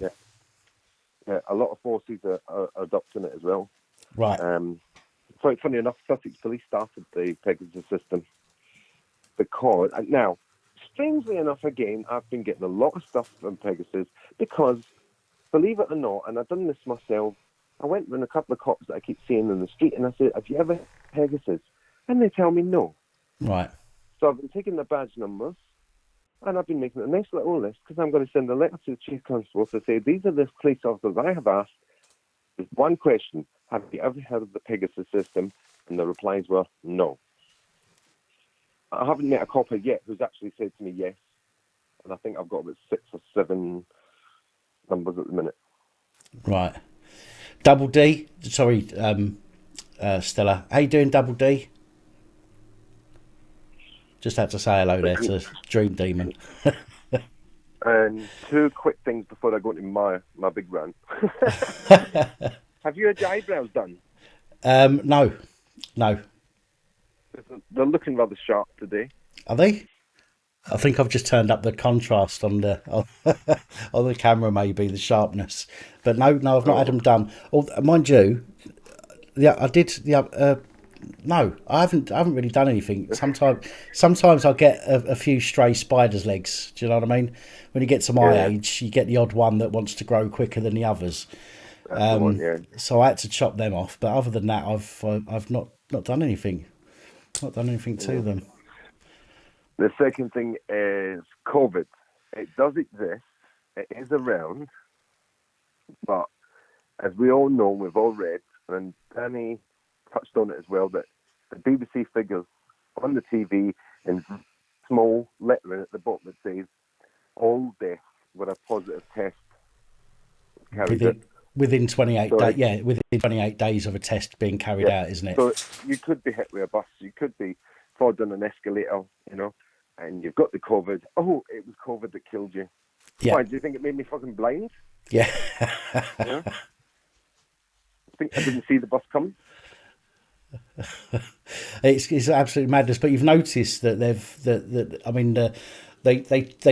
they changed the way they reported it without really making a fuss about it. They've gone from, all deaths, and then they start all of a sudden overnight. It dropped by thousands of deaths overnight, and then they put that little disclaimer on, and yet so many people out there they've not even clocked onto it. Do you know what I mean? And they're still going, oh, but look at the deaths, and you're like, but hang on a minute. There could be at least half of those, to be fair, at least 50% of those numbers, even if they're saying 15, 20 deaths, at least half of them could have been from something completely unrelated. But yet they don't think about that, even though the small print's right on the screen. So, in 2019, there was 13,000 deaths from influenza. Right. 2020, there's only been 200. Yeah. Yeah. What's And that on it? I can't see that number going up, even though we're getting into flu season. It's just craziness. I mean, I think I told you, I had the COVID. I was tested in Spain. When I come back to England, feeling unwell, came back, went to my bed for about a week, 10 days. I then switched my Spanish phone on to find there was a message on there, and my doctor said, "No, it's not the COVID. Don't worry. You're not at risk or anything like that. Don't worry about it." And I switched the phone on, and I got a message from my Spanish GP saying, "Oh, you tested positive for COVID," and so did the rest of the people that were at your party. So then I took that message. Well, I got them to email me. I phoned them up, got them to email me the result thing, in the paper. Took that to my GP. She's put it on the system. I've already had the COVID. Blah blah blah blah. It's there. And then I keep getting pings on my phone telling me to isolate. Right. Okay. Mine, I set up the Test and Trace app on my second phone, which stays indoors.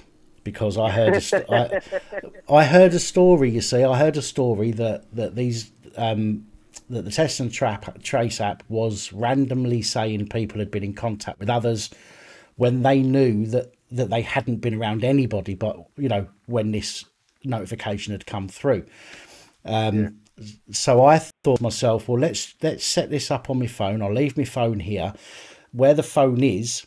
It's about 1.5 meters to the hallway, the communal hallway. Now I get the odd postman come in, the odd delivery, and I get my neighbours come through. So I thought I'll set it up. I'll leave it on my desk. If it pops up that I've been around somebody, then the chances are it's bullshit. And it's just a blag alert to lock people down. But it hasn't actually come up anything yet.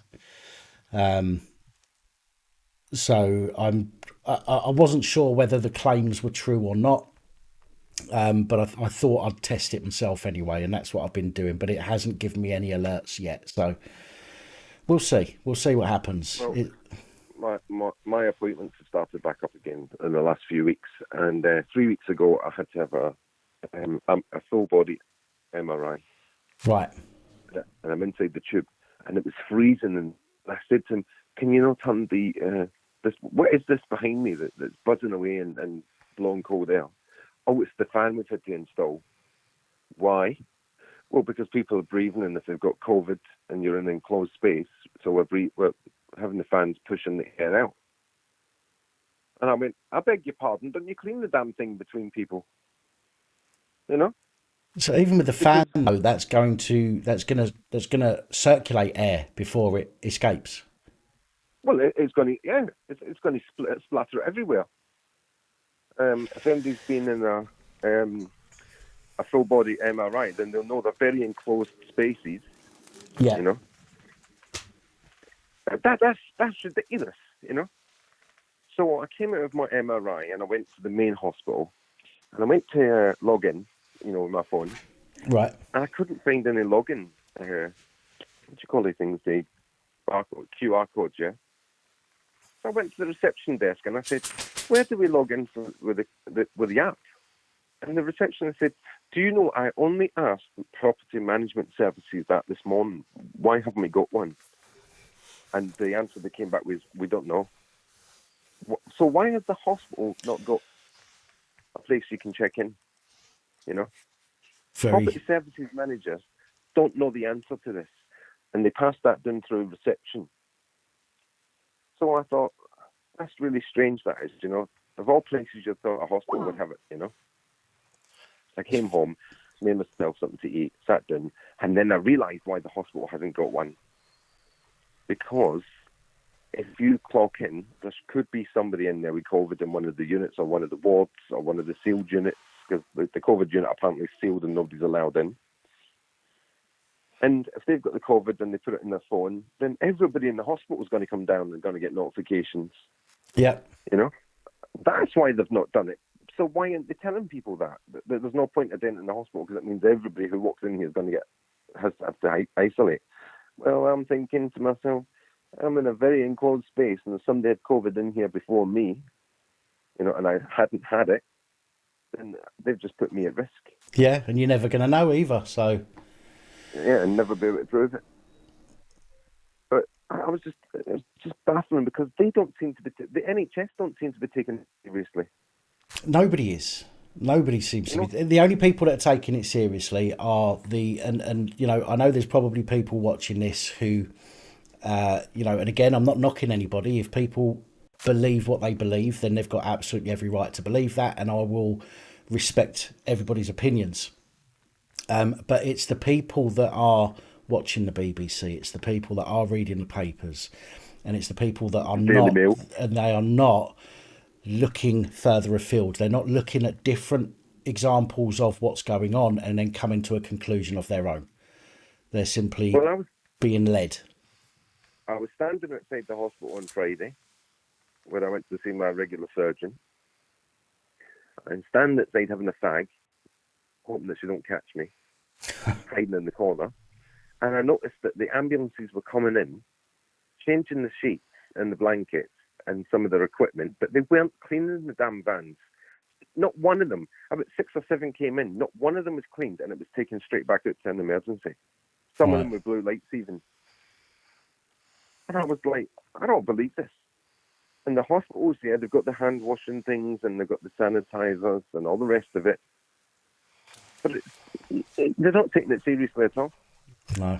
They hand you a little mask and offer you some gloves if you want some.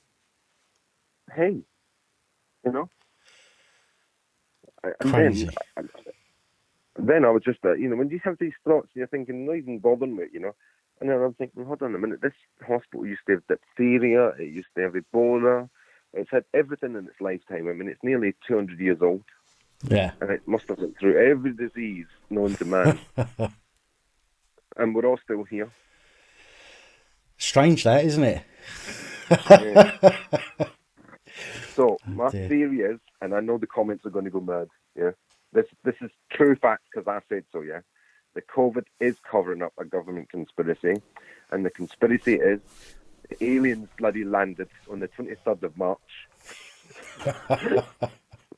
I've seen the burn marks to prove it.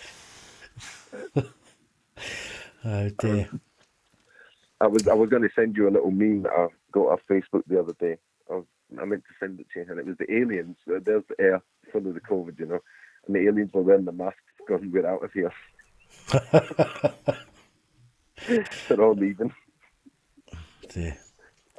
Well, you know, feel free to send me memes or anything like that, and I will obviously get round to all my messages at some point. And if it's something I like, I'll stick it on Facebook as well. So it's all good. Right, I don't know if you've done any reports on this, but the kids' parents won't let them speak to me about these accusations that are going around that I told you about.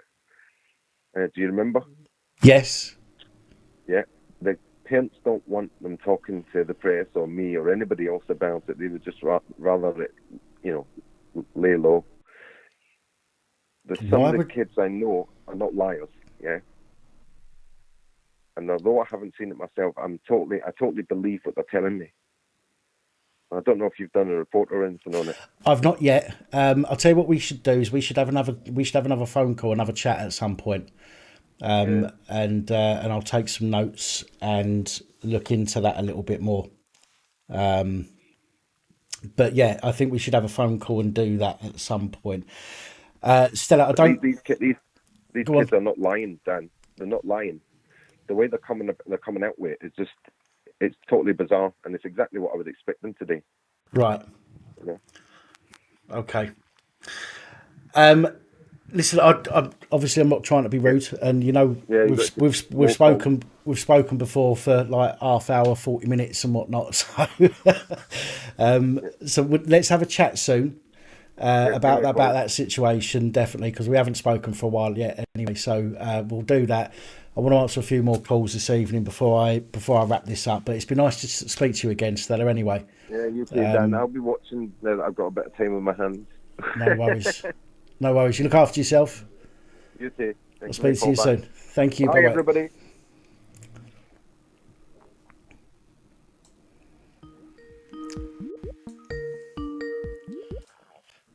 Hello. Hello. No. Okay then. Try that again. Hello. Hello, Hello. it's Vix. Hello, Vic. You all right? Yeah, not too bad, sweetheart. That was me trying to call the first time, but Leo jumped on my crutch, so I had to hang up the phone before I screamed down the phone. Fair enough. Well, How are you? you know how that goes. Oh yeah. Well, everybody on my live streams know how that goes. Well, exactly, but you've got nuts, I haven't, so it hurts for a woman too, believe me. Having a big bull mastiff jump on you like that, when you're not expecting it either, it's like, fucking hell. Oh yes. So how's things? I mean, it's okay. I was going to ask your opinion. I don't know whether you noticed what was going on in chat when Danny G was talking, but when I came back from Dover the other week, when the BT police confronted me and that, whether I handled it the right way or not. Okay. I'm not even sure if I've seen. There was a video, was there? No, my body cam was charging at the time. I didn't think I needed it, to be fair, because the guys on the platform were the same guys that got me off the train like the day before and that, and we were completely fine. And when I got on the train, same guys, they were completely fine with it. So I thought I didn't need it, so I put it on charge and everything. Right. And then all of a sudden, the BT cops came at the next station and started getting heavy-handed. And I'm like, what the fuck is going on here? Okay. What have you? Because you say about you want to know whether you've dealt with it properly. Is that what it was? Well, what Whether actually you handled happened it? was I was on the train and I was thinking, because they were saying about I had an exemption card on me. Obviously, I was in my chair, my wheelchair that is, and I had Leo as well. So it's blatantly obvious I have conditions. Yeah. And they were asking for proof, which, how on earth can I prove my head condition? I mean, that's ridiculous. Yeah. So I'm thinking in my head, who can I call to get proof to get these guys off my back? You can't. It was a Sunday, I couldn't call my GP. So I thought, I'll call my pharmacist because he deals with my drugs all the time and that. That's the legal drugs, guys, by the way. I don't take any illegals. And the pharmacist, well, I didn't really want to give the cops my details, but because I had to go through the pharmacist, they got my name at least. Yeah, okay. But the pharmacist sort of like put them straight. And then they backed off eventually, but they didn't even say sorry or anything like that. And I was quite pissed off at that point. Well, and then I got off the train and went across to the other station at King's Cross. And then the different BT police came up to me and tried to, prevent me from getting on the bloody train to get back home. Right. And I just turned around and said, fucking arrest me. I had enough at that point. Now, one of the again, we mentioned this earlier, and Danny G said it as well. The issue is the government have said nobody should be, this is their words, nobody should be routinely asked what their condition is. And also, face mask exemption cards are a personal choice and not requirement of law. There is absolutely nothing that the police will accept from you that will prove that you are exempt. It is literally down to the copper themselves whether they want to believe you or not. And that is bad news for everybody, because again, we are giving the police this the option to, what's the word I'm thinking of? I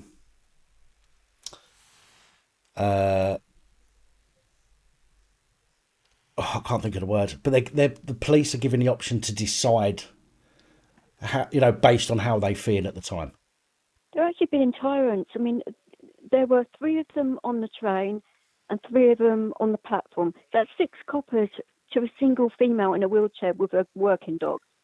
It's sickening. I felt completely violated. Well, violated is really a strong word, but that's what I felt. They were probing into my private life, wanting to know intimate details about my health, which I can't prove. Yeah. Because my GP, I couldn't get him on the phone. I mean, I could have called the A&E department at Kingston, but that would have been a bit overkill, I thought. Right. I personally, and again, this is only my opinion, and I always tell people when it's an opinion rather than if I'm explaining or showing something in law. But my opinion is that everybody who is discriminated against, and that's what it is, okay, under the Equalities Act, it says that the characteristics, protected characteristics, disability is one of them. People forget that. Lots of people forget that.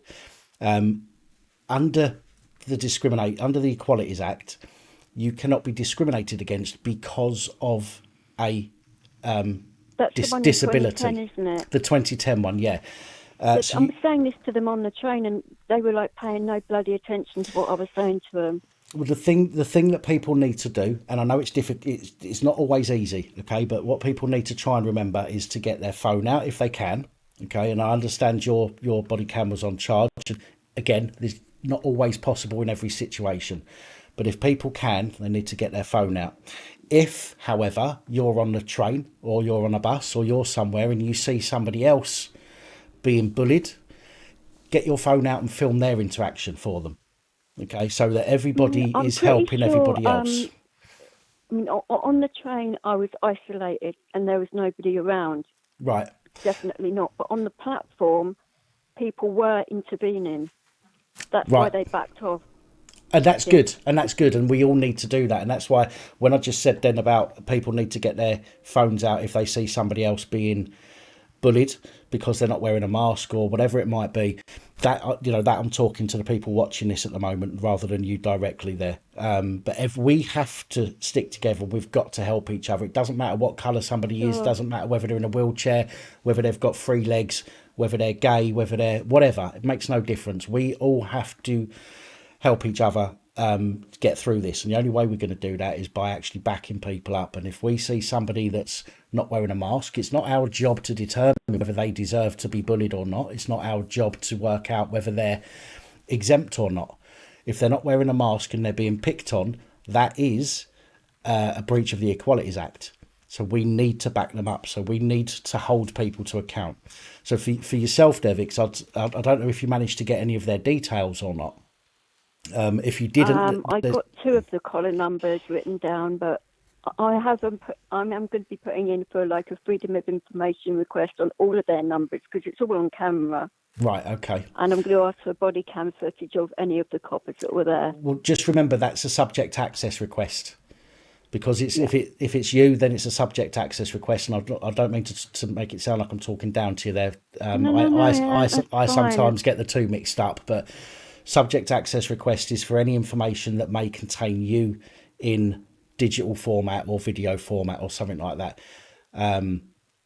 But while you're at it, you could always... Because when I got back and went into my pharmacy to get my medications again, the pharmacist turned around and said, "What on earth was going on? Are you okay? Do you want me to help as well?" And I'm thinking, well, if I do take this further, my pharmacist is witness. as well, and he's a professional. Okay. So I think that would help. Yeah, Possibly. I think you should take it further. I think anybody, if you and I understand that there are people out there that are not wearing a mask just because they don't want to, rather than because they've got a medical exemption as such. And do you know what? As far as I'm concerned, that's entirely down to them. Okay, that's just my opinion. I actually used to wear a mask, but I have blackouts as well as epilepsy, and my blackouts were like getting 200% worse. Right. And I was thinking, why on earth am I blacking out a lot more? And then put two and two together.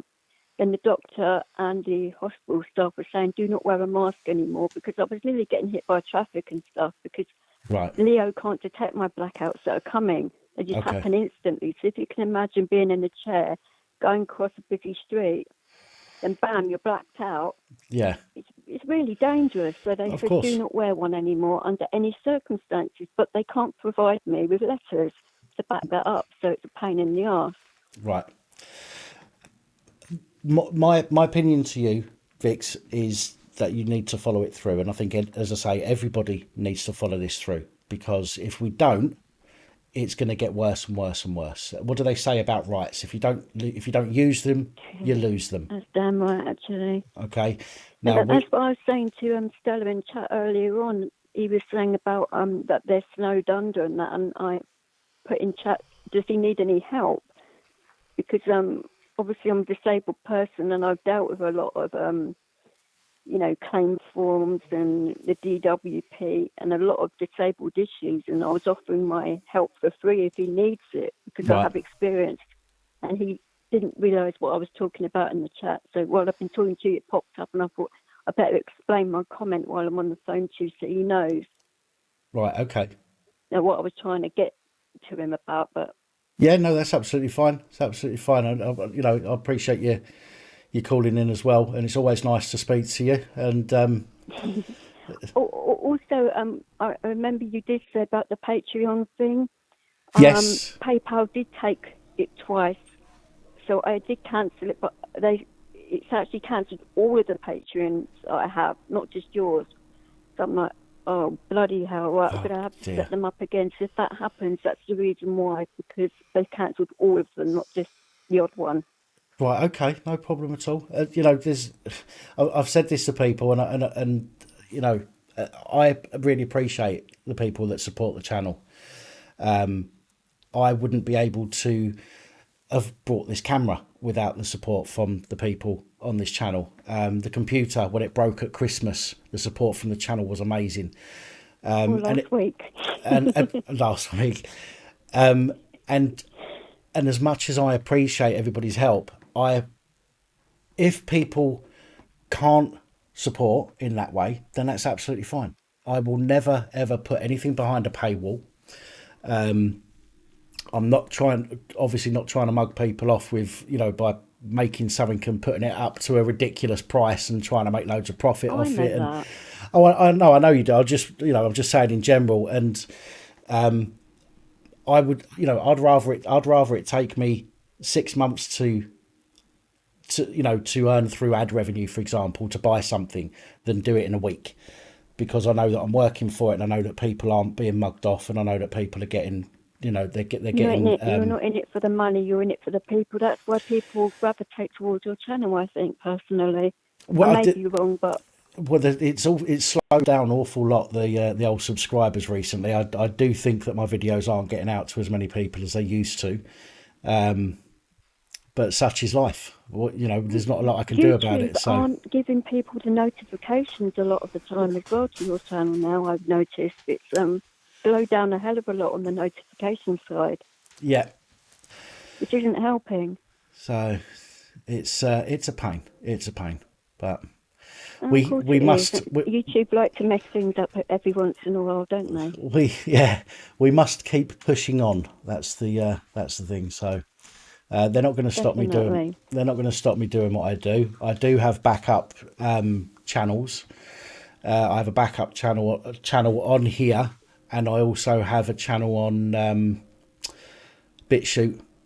But I don't. but I don't use that. I don't upload anything to it at the moment. However, I do have every single video I've ever uploaded backed up on hard drives. So, And that's just sensible, isn't it? so if anything does happen, it's going to take me about 6 weeks to upload all my videos, but they will all go up on another channel, and I will just move over to there. So, Unless your computer buggers up again, that will take for longer. well, there is that. Well, I could always upload it through my phone, which will take about 4 times longer than using the computer. But I can just plug my Sure. hard drive into my phone and I'm sorry, I upload know it all it's from not there. funny, but the look on your face when you're trying to work it out was priceless. I'm sorry to say. It's fine. I thought, oh, I'm an evil cow for thinking it, but just the look on your face, it was, wow. It's fine. I don't. So you're going to throw your computer out the window. You were that cross. I was doing my nut. I was absolutely doing my nut. But Especially in your condition as well, in regards to your mental issues and that. I was thinking, oh no, here we go, it's going to break him. And that's why I messaged you saying, calm down, work it out, take your time, because I didn't want you to go into one and make things worse for you. well, I was nearly broke yesterday. To be fair, I'd because of the computer ballsing up on me, I managed to figure out that I could film if I sat over there and had. Sorry about the binging and bonging. If I had the camera out here, which is where I normally sit, I couldn't use my ring light, so I had to set up my 2 big lights. So they wouldn't fit behind the camera while it was on the desk, so I just had to move everything over here, and it was an absolute pain in the arse. Wow. But So I was you had to move all your furniture and do pretty much, everything then. yeah. Wow. I was up till 4:30 on Sunday morning. So Saturday That's night, bad. I was up until 4:30 I think it was Sunday morning, up till 4:30 in the morning, and then I literally had about 4 or 5 hours sleep, and then I woke up. I had 1 coffee, literally, and I was back in here, trying to do everything. And I'd recorded the day before. I recorded. It was 2 hours worth of recording. I ran it through to process it before I put it into my editing suite. Got it in my editing suite. I'd done 40 minutes worth of editing, and then the recording was corrupted from then on. Ouch. So there was like an hour and 20 minutes worth of corrupted footage, which that is terrible. I didn't know about. So I literally had to do it all again. I was in a bit of a crappy place because of that. But thankfully, I don't have to do 1 video a week. Otherwise, I would It would probably have been bad, wouldn't it? But be swinging at from least the lampshade. everybody sort of understood.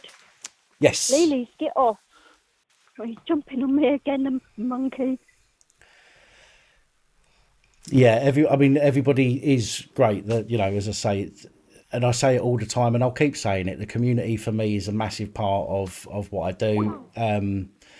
I love putting the videos out, but I also love interacting with everyone. Toys of you now. Go and lay down.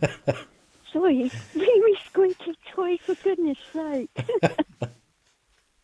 Well, it's like with the dog. When you're trying to do something or talking to someone, and he either brings them to me or he starts squeaking right in my ear with the toy until I get it off of him and play with him. And it's like, oh, for goodness sake.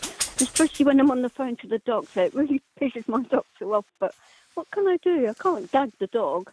Well, this is what tie him happens. up or- This is what happens when I'm talking to people. I have these 2 around my feet, climbing underneath the chair.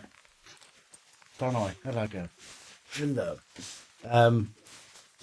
Just bugging me for some attention because I'm talking to somebody else. Don't I, Daisy? Yeah, they do love to get jealous, don't they? If you could think, I've got 2 cats as well, so I've got the dog and the 2 cats, and they all come running at the same time. It's like, oh, bloody hell, pet invasion. Yeah. Yes, because one just cannot ignore the other, can they? No, no, not at all. And especially if you move a muscle, they think they're being fed as well and get overexcited as well. That was really annoying too. Yes. That's what I was like. There's not much you can do about that. I was like that when I was in a relationship. Did you get anywhere? I know your house thing got turned down, or it was put somewhere else. But have they got back in touch to say they've got anywhere new for you? No, not yet. No. All of the ones that I applied for have turned around and said no. It's a shame. I still have until November that one that I spoke about. The first one I spoke about, where I got a message from the landlord and said I've got a place a couple of doors down. That one I'm still waiting to hear back from. Hopefully I will. But yeah, You it's might have to call him again then maybe, because you don't want that to go to someone else, and do you? no, not really. It'd be ideal, that one, but At least if you're in the area, then you can look at, if the place isn't quite right, you can look around for other places which they'd probably be a bit more patient with you, meet you in person, then agree to it, rather than doing it up front without meeting you and the dogs and everything else. You see what I mean? yeah, no, that is one of the things I want to do. I've already said to my family, if I can get down there, even if I just get a 6-month lease on somewhere, then that gives me time to find something else as well. Exactly. So, and while I'm there, it's going to be a lot easier for me to turn around and say, look, I'll have it, I can move in tomorrow, sort of thing. So I was a bit worried because the look on your face when you was on the live saying that it had gone to someone else, you did look heartbroken. I was gutted. I bet you were, because it was like a couple of doors down from your mum and dad, wasn't it? Yes. Oh, that would have been great if you could get that, but So it's highly annoying when if somebody sort of like promised you something or do something, then they give it to someone else. That's a bit out of order. well, such is life. But it maybe happened for a good reason. It might not have been the right place, and this other one might be the right place. You just don't know. Things do happen for reasons. They do so. Maybe I'm meant to stay up here. I Who don't knows? think that's the case. Yeah. If your heart's strongly telling you need to move, you should listen to what your heart and your head's saying. Well, If you're not happy, then you're not going to get any better, are you? we've got to see what happens. See how it plays out. Anyway, Vicky, there's somebody that's been trying to get through now for about 10 minutes. I'm going to have to get on to them. So my apologies, but thank you for calling. It was lovely to chat with you again. Time. And All I'll right. speak to you soon, probably. You look after yourself. And you, Dan. Take All care, right. sweetheart. Bye-bye. Stroke Bye. the dogs for me. Will do. Take care. Bye-bye. Bye. Hello. Good evening, Good evening. and how are you? I'm very well. How are you? I wanted to say hi, and you got me yet? Yes, I know who you are, I think. Even if I don't, somebody will say it in the description, in the comments anyway, but that sounds like double D to me. Yeah, of course it is. I wanted to see how you are. I'm okay, thank you. Good. And to say that Vicky is a wonderful woman. She is, and she's got a very sexy voice. Even for me, she does. There you go. I'm sorry to say to hear that you lost out on the bungalow as well. I didn't. No, it's one of them things. But Yeah. as I say, or as Vicky said, rather, things happen for a reason, and just got to play it by ear and see what happens. So I'm sure you'll get somewhere. I am definitely sure. Freddie is actually passed out now, thank God, because my toes are being chomped on all night. Oh. Sorry, Jay keeps asking about the pup. Freddie has a foot fetish, does he? He does. He has a very bad foot fetish, especially now that he's teething. So he's doing my head in. Oh, do you know one thing I never realised about dogs is that I only found this out. It was about 7 years ago, I think it was. I was with a girl and we had a puppy. Well, we didn't have a puppy. We bought a puppy. And its teeth. I mean, I'd grown up with animals, but I was a young, at a young age, and the dogs that we had were older dogs, so we never really had a puppy go through that stage. But the dog's teeth were falling out. I didn't realise dogs' teeth, like milk teeth, if you like, fall out, and then they get their proper teeth. I never knew that. And they're hollow as well. Yeah, most of them you don't see because they swallow them. Right. But I have actually got. It sounds so sick. I've got a collection of every one of my kids' first teeth that fell out. Do you wear it on a necklace? Have you threaded them to a necklace? Like a cannibal. No, well, I do have one in Neo's. Right. As well, one of his baby teeth. So I'm hoping to get one of his, but at the moment, it's a nightmare. I was on the phone to the vet. He had me up all night the other night. I was on the phone to the emergency vet because the little bugger got a hold of a fun-sized Milky Way. Right. So that was fun, with chocolate being poisonous to them. And I'm standing there with my fingers in his mouth trying to grab a hold of it. But luckily, he didn't get the wrapper off fully, but I had to watch him for the next 12 hours. So that was me up all night worrying that I wasn't going to be able to save him. But yeah, he managed to sleep it off. He was fine. But I was not. I was a wreck. But puppies, what can you do? They are a pain. I remember Christmas time. Again, this was a dog that I had with the same girl I was with at the time before the puppy. It was a Cocker Spaniel, and it was Christmas, and it got in and it ate, I think it was 2 or 3 entire chocolate box selections. Oh, God. So you're talking about 6 chocolate bars in each one. And it ate about two or three of them. But she was absolutely fine afterwards. But when they eat that much chocolate, that's Oh, yeah. when you need to worry. I know it's poisonous, but generally a small amount isn't going to do too much to them. It's if they eat a lot or over a prolonged period. The dark chocolate's the especially toxic. bad, I know that. Yeah. I think is it theobromide or something like that that's in it that's really bad. But luckily, because this was a Milky Way, Right. It's obviously for you've got to think of the size of the pup. I'm lucky that he's quite stocky at the moment because he's already doubled in size, and I've only had him like 2 months now. Right. And he's doubled in size, and he's getting pretty stocky. So I'm lucky because I think 2 weeks ago he was weighed and he was like 7.5 kilos. So he's getting there pretty fast. Yes, sounds like it. Yeah, I don't know if you've. I would like to think that you've seen some of my videos of him, but I'm guessing you've not subscribed to me. I've on your channel. I haven't. I have to be honest. No, but I mean that's not a thing. It was a lot of the guys that know me were like, "We want to see the puppy. We want to see the puppy." So I'm like, "Right, okay, I'll start." Were they actually talking about the dog though? Asking to see your puppies. I've told them if they want to see my puppies at my age, I'd have to get a bloody selfie stick to try and get them down there.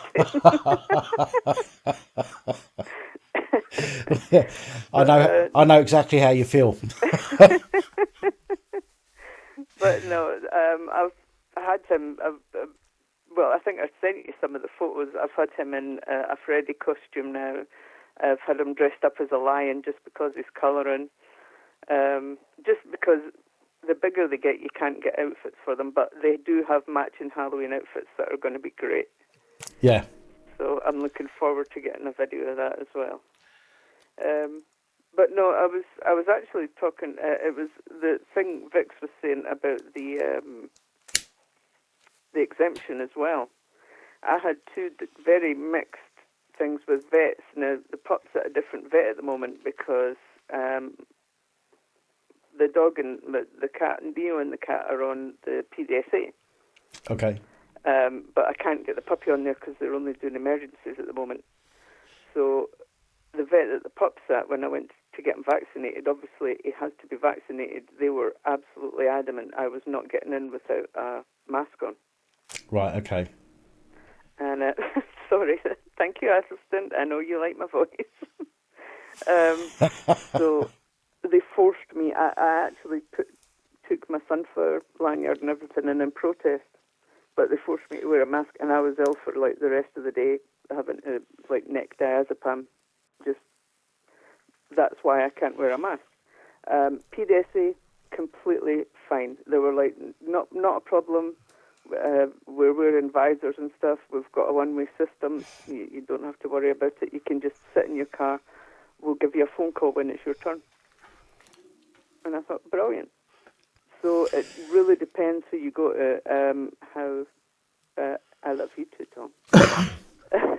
Tom's talking to me, by the way. Depends who you're talking to. Well, Tom was talking to me then, by the way. My bad. But no, it is just who you're dealing with. But I've had a lot of people as well, and they say, oh, well, you have to prove. I'm like, I don't have to prove shit to you, mate. At the end of the day, they've already said that doctors are not allowed to tell you, to give you letters or anything saying you're exempt. You have to take it at face value or shove it. Yeah, absolutely. And again, it sounds like the vets were respectful to a point of that. Obviously, they asked you initially, and then they said that they can work with you with that if you sit in a car, and they'll call you when it's your time. Oh, they were great. I mean, when I walked in, the guy had a mask and a visor on. Right. And what they do is, instead of checking the dog out where you are, they'll just take the dog off you and they go into another room. So you're just sort of standing there, so they can take off the gear and actually look at the dog. Yeah. But it's not great news. But that's why I had a Chinese tonight and fell asleep, so I missed my notifications. No problem. He's getting a bit on the old side now, and we're getting a few complications. So he's going in next week for sedation, which I'm not looking forward to, because you have to sign that horrible form that says, anything can happen under sedation. So that's very true. That's very true. And he's 10 in December, so. But getting on a bit. He is, and I've had him since he was 7 weeks, so that's my baby going in there. They're going to have to. They think there's a problem that Labradors get called laryngeal paralysis. Okay. It basically his larynx. It basically starts to paralyze on one side, so he's choking and retching when he's trying to breathe. Right. Okay. And there's not much they can do about it. God bless him. They're putting him on steroids because they said that his lungs are sounding a bit wet. Because obviously he aspirates as well when he's drinking and stuff, because it's not working, it's not closing properly, but it's not opening properly either. So I might have a horrible decision to make soon, which I'm not looking forward to, because the puppy and him are just starting to get on. Well, I hope that that's not the case. But then, on the realistic side of things, if he's getting old and I would never let him suffer. As horrible as it is, we've discussed. I mean, look at the conversation we had the other day about the other week somebody said that their nan should go into hospital, and you have to make the right decisions no matter how hard they may be. And those decisions have to be made for either that person or that animal if it's a pet, rather than for us, because that would be obviously selfish to make the decision for us, wouldn't it? As pets. They're my fur babies. Yeah, they are. They definitely are. I think you're the same with your two. Absolutely, absolutely. But I would never let him suffer. It would kill me to think that he was actually in pain. At the moment, they said that they're going to see what the steroids do, because this is the first time. At first, we thought it was behavioural, because he's a nervous dog. Right. And it was maybe when he was getting excited, but he's starting to do it in his sleep now, and it's waking him up. So it's obviously he's finding it hard to breathe. If he gets to the point, I would not have him suffocate. I would rather him go quietly, Yeah.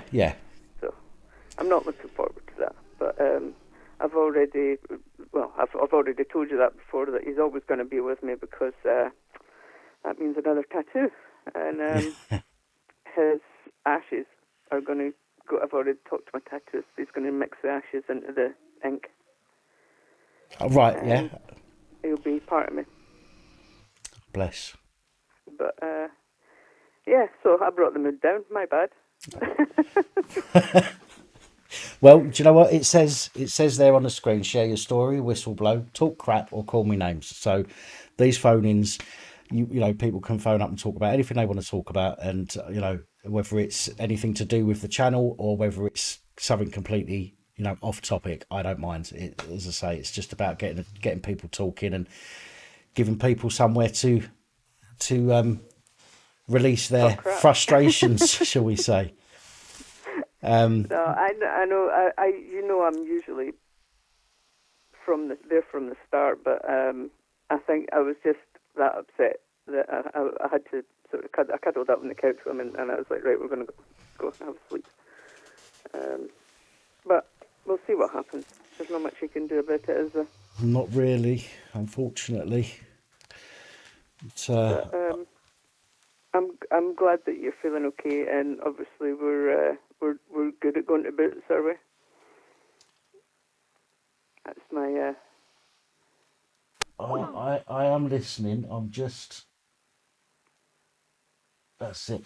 Just have to take a photo of what the dogs are, how the dogs are laying at the moment. Let's see if I can get this up on the screen. I've taken a funny angle. I don't know if anyone can see that. Come on, focus. There you go. Aww, You got Alice cuddled up behind. She's spooning cute. Daisy.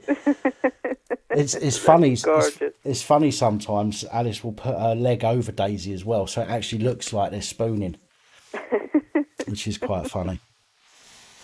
That's so cute. Right, Double D.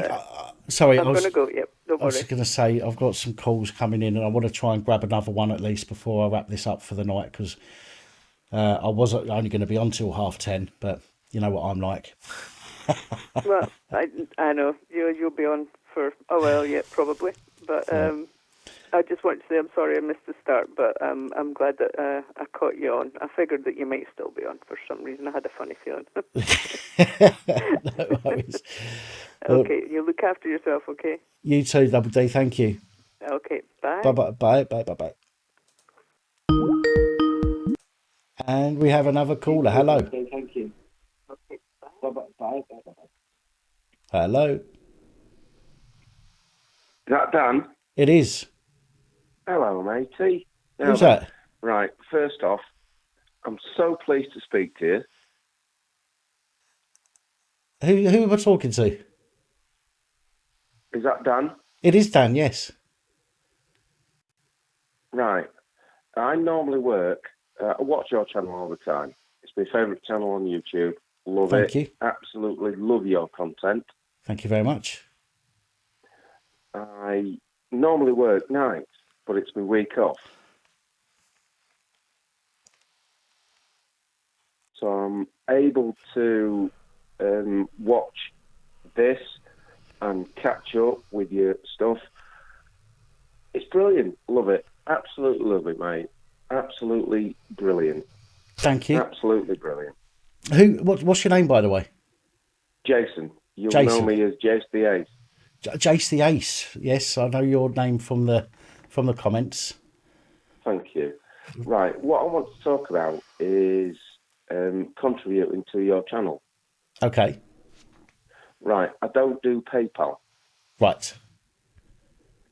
So, is there a way to contribute without going through PayPal? Yes, there is. Yes, I can do. And again, as I say to anybody that asks me about helping out in that way, I say this to everyone. So I just want people to understand that there is obviously never an obligation. I understand that people choose to help when they help, and that's brilliant. But I just feel it's important for me just to reiterate that I will never ask people to contribute in order to get access to anything. So I just want to make that clear, and that's just me. That's not because you've made me feel that way. It's just how I am. So right. So of course I appreciate anyone's support. I can, if you require, give you some bank details. I can do that through email if that's better for you. That would be good. Yes. Okay. Yes, yes. Now I would do that through email rather than announcing it over a live. You don't need to be putting that on.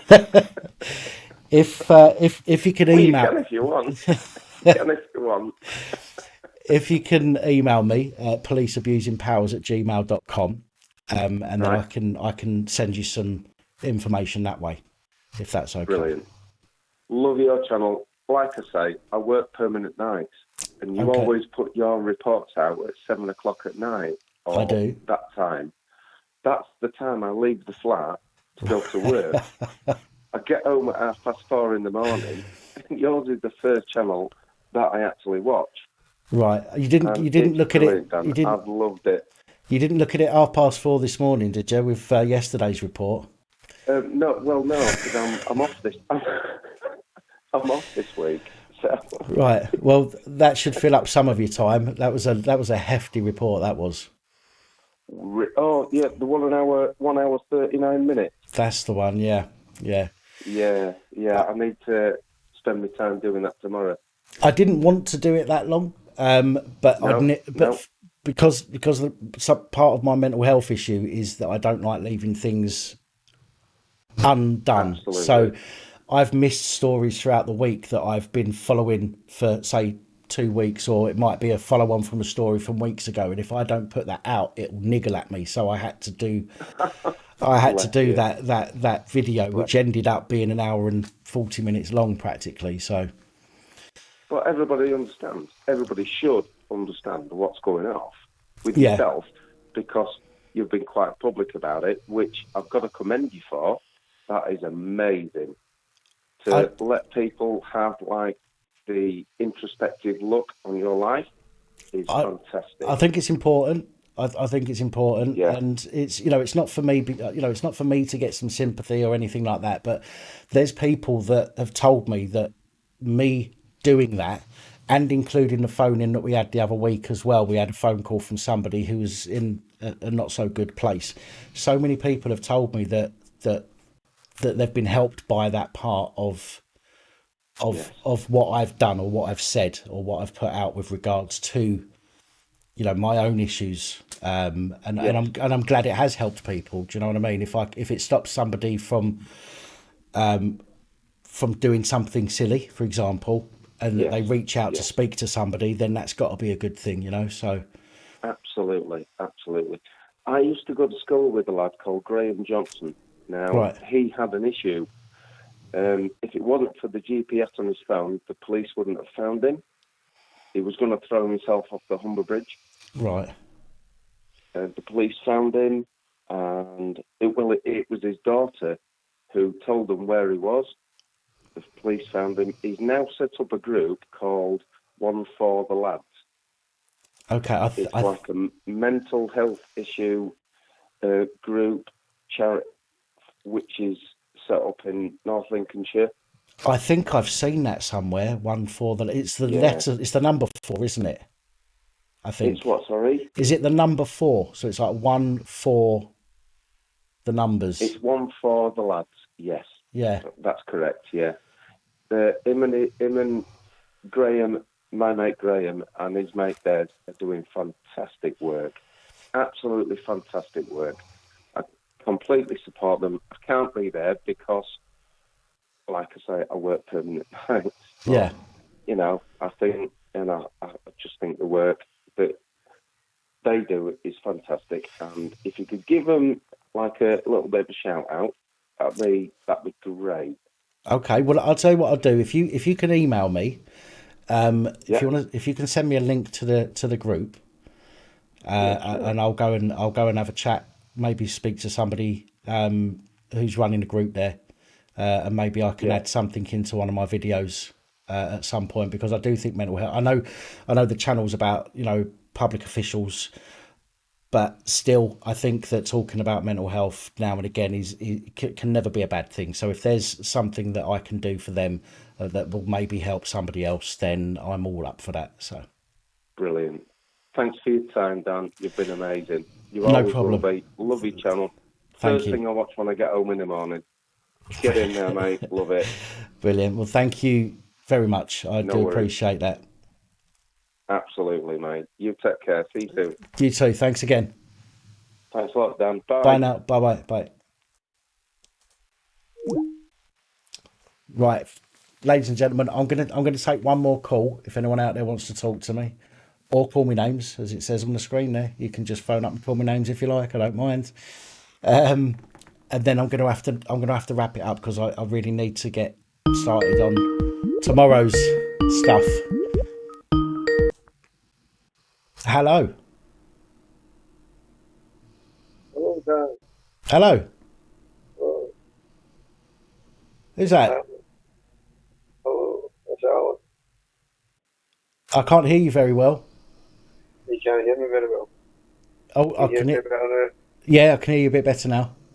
now? There's lag.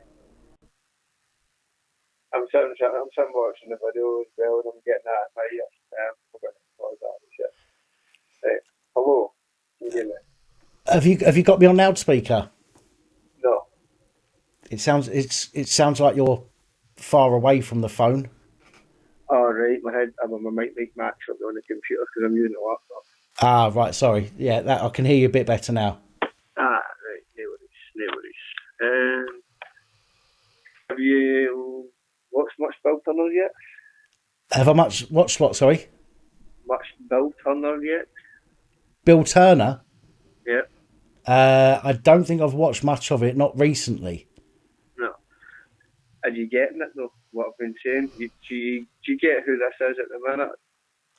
Yeah, I know we've spoken before. Yeah. You've sent me emails as well, haven't you? If I remember rightly. Emails, WhatsApps. Yeah. My picture, my ugly mug.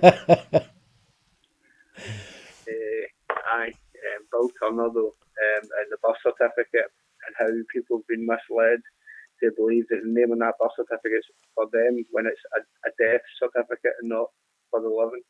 Yeah, well, for my understanding is that in I think it was in the 1800s, the government turned round and lost everybody at sea, which then gave them the ability to possess everything on this island. Well, it wasn't exactly the government. It was done through the Pope, one of the Pontiffs in 1666. Right. Pope Boniface II or something like that. I think that's what it was anyway. And basically, he took control of all the lands and everything else. And then it was done through your kings. But if you look through the Magna Carta and everything else like that, basically, we all have estates held in trust through the Treasury. Yeah. And we are supposed to get access to those trusts by the age of 18. But we, as a population, have been misled by criminal coercion to what I'd say. We've been miseducated in a big way. They've lied to us. They've created a legal system that we have no right being part of, because the legal system's for the dead and not for the living. Yeah. We are living beings. But everything in the legal system is to do with the birth certificate, the Mr., and it's not you, because if you look at the law itself, you've got the maxims. There's nothing higher than the maxims in law. Right. And one of your main maxims is inclusio exclusio teres, which I've said already, which means the inclusion of one thing means the exclusion of everything else. Yeah. And then if you look at birth in the law dictionary, it states in that birth includes stillbirth, and that's it. There's nothing else there. It's just stillbirth. So if you have a birth certificate, that's stating that you're dead. Right. Okay. So when you go to court, what you've got to realise is they're looking at the name on the birth certificate. So when you go to court, the court can only deal with the dead. They don't deal with the living. So they're dealing with the fictional character. And what they want you to do is represent yourself as the fiction. Yeah. So when you go to court and the judge asks you, are you, what's your second name? If you don't mind me asking. My second name, Elliot. Right, Mr. Elliot, right? And you would probably say, yes, I am Mr. Elliot. And then he would say, are you going to represent yourself? And most people would stupidly say, yes, I'm going to represent myself. But when you're saying you're going to represent, you're representing as a fiction, you're not being yourself. So when you go to court and the judge asks you certain questions, you've got to face up to the judge and see it for what it is. He's trying to make you take or play the role of a fictional character that is not you. And when he asks you, are you such and such, you say, no, I am the master of that estate or the master of that trust because you are the master. What they've done is they've removed the ASTR and made you just a mister. Right, You were a master. You were a master from the day you were born until you were like 18. And then when you started signing forms yourself and started sending away for the tax certificates and driver's license and passport, you became a mister. You became that fictional character because you used a certificate that did not identify you. And it states that clearly on the certificate of birth, not to be used as identification because it does not identify you. It's a Crown copyright certificate and it's a fictional character, that's it. And we've all been fraudulently misled to use this as identification. We've been forced to be, we're more or less being forced to use it because to get a job, you have to use that certificate. No one's going to accept it. Now, you've got two separate birth certificates, one for the living, one for the dead. The one for the living is the one your parents gave to the registrar in the registrar office when they're registering your birth. So the minute your parents have registered you, they've killed you. That's it. Game over. Unless you can get your live birth certificate. Right. So people need to get a hold of a certain certificate to try and get freedom from the corrupt system. Because when you're using certain information, you're being dragged in the wrong path. Especially if it's the Crown copyright certificate that states clearly not to be used as identification. Yeah, no, and I get that, and I understand the premise around it. I mean, I get that before when I was saying things, you might not have seen it as well when you thought, right, he's just free man on the land, bullshit. Yeah, a lot of people may think that, but see, when you look at it seriously, it's not free man on the land, Bill. This is proper information. No, I mean, I respect everybody's views on different things. Okay, unless somebody tries to force their views on me, then I won't respect it. But if somebody's got something to say or they believe something and they want to discuss it, I will always respect somebody's views and I'll always try and discuss it with them. I might learn something. Do you know what I mean? Rather than me trying to force it in people's throat, I find information. If I find information, I'll try and direct people to that, and I'll put it up like, here, check out this channel. He's got some really good information. It might help you providing some great information and content to your subscribers. And that's just me, you know what I mean? If I find something I think it's really good information and they're speaking true words, well, I'll pass that information on because everybody's going to benefit. But it's like what you've been saying. For me, I can fully understand where you're coming from, and I fully understand how that can all work. And we've got words that we use now that over the years have changed ever so slightly. So what you've got to think of is how the language. Yeah, everything is to do with language. Now, there's words that are used in court that we would think mean something. But if you look in the law dictionary and all these words, they mean something completely different. It's like when you go to court and you want to have something looked at, do you want to get it corrected or do you want it to be amended? Because people think, I want to get a correction done. No. Because if you look up correction in a law dictionary, it's a punishment. It's a facility for where people go, correctional facility. So you've got to look at the words. And when you want something fixed, it's got to be done with an amendment, because an amendment is when they're going back and they're looking at it and they're fixing what the problem was. So you've got to look at the wording when it comes to the law as well. Obviously, you know about the police and do you understand what they're really asking is, do you stand under my authority? Yeah. But I mean, that's some simple thing, but there's a lot more in the language to do in law that people just really don't understand. they really need to look at some of the words that are being used. And they really need to stop using lawyers as well, because they don't realise the lawyers are just using snake tongue, speaking to the judge, and they're still doing you one way or another. You're going to pay a fine. You're either paying, you're going to the bank, basically, you go to court, you've got a lawyer, well, you're paying them one way or another, because you're paying the lawyer, you know what I mean? And then you're paying the judge, because the lawyer's either going to make you pay a fine, or he's going to make you do community service. He's not going to let you walk away scot-free. He could get you away scot-free if he really wanted to, because that's what you pay him to do. Yeah, yeah. But he won't. He won't. That's not that. He's in a club with the judge and everybody else, and they'll go and play poker, go to the casino, and do their thing later on at night. We don't. You know what I mean? We know that that's what's happening in the background. Find them all in the. These people snake you when you're going and piping. Yeah, I was going to say you find them all in the local brothel. Exactly. If not that, they're somewhere else. Yeah, yeah. I think we all know where you mean. Oh dear. The local children's home.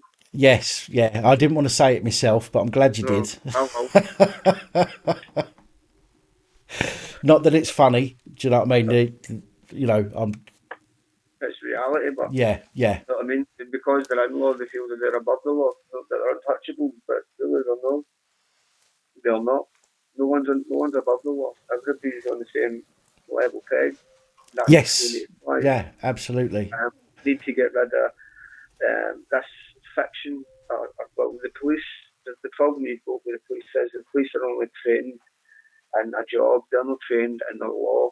So if the police were actually educated on the law, they would realise that they're breaking laws every day. They're committing common assault. All the time. What else could we say? Common assaults are definite. Criminal coercion, definitely. Misconduct of public office every day. Well, so this is something I've been saying recently, and this is misconduct in public office. You never, and the Section 26 of the Criminal Justice Act as well, you never hear of anybody actually being sentenced under it.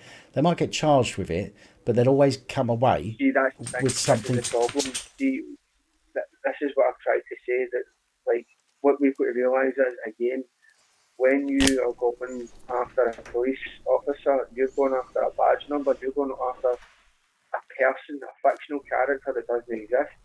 You need to go after the living man in his private capacity under full liability. You can't go in after a number. See that number? That means nothing. You want the man, you want the person, you want the man behind the fictional character. So you want the name, you want the full name, you want the address, so you can address him in his private capacity under full liability as a man and address him in court for his action. Yeah. That's the only way you'll get real justice, is by taking them in common law. The thing is, the number and you're chasing them as an officer, you're chasing the public office, you're not chasing the man. The problem is what people need to realise. The problem that I see is that it's very difficult, to take somebody to court for a criminal offence. For example, let's talk about the police here, but to take a copper to court for a criminal offence is very difficult for a member of the public. So it has to go through a civil court. The biggest problem the public has got, right, and this is the biggest problem the public has got, is the police won't give you the full name. And that's the full reason. If they give you the first and the second name, you can hold them to account with that.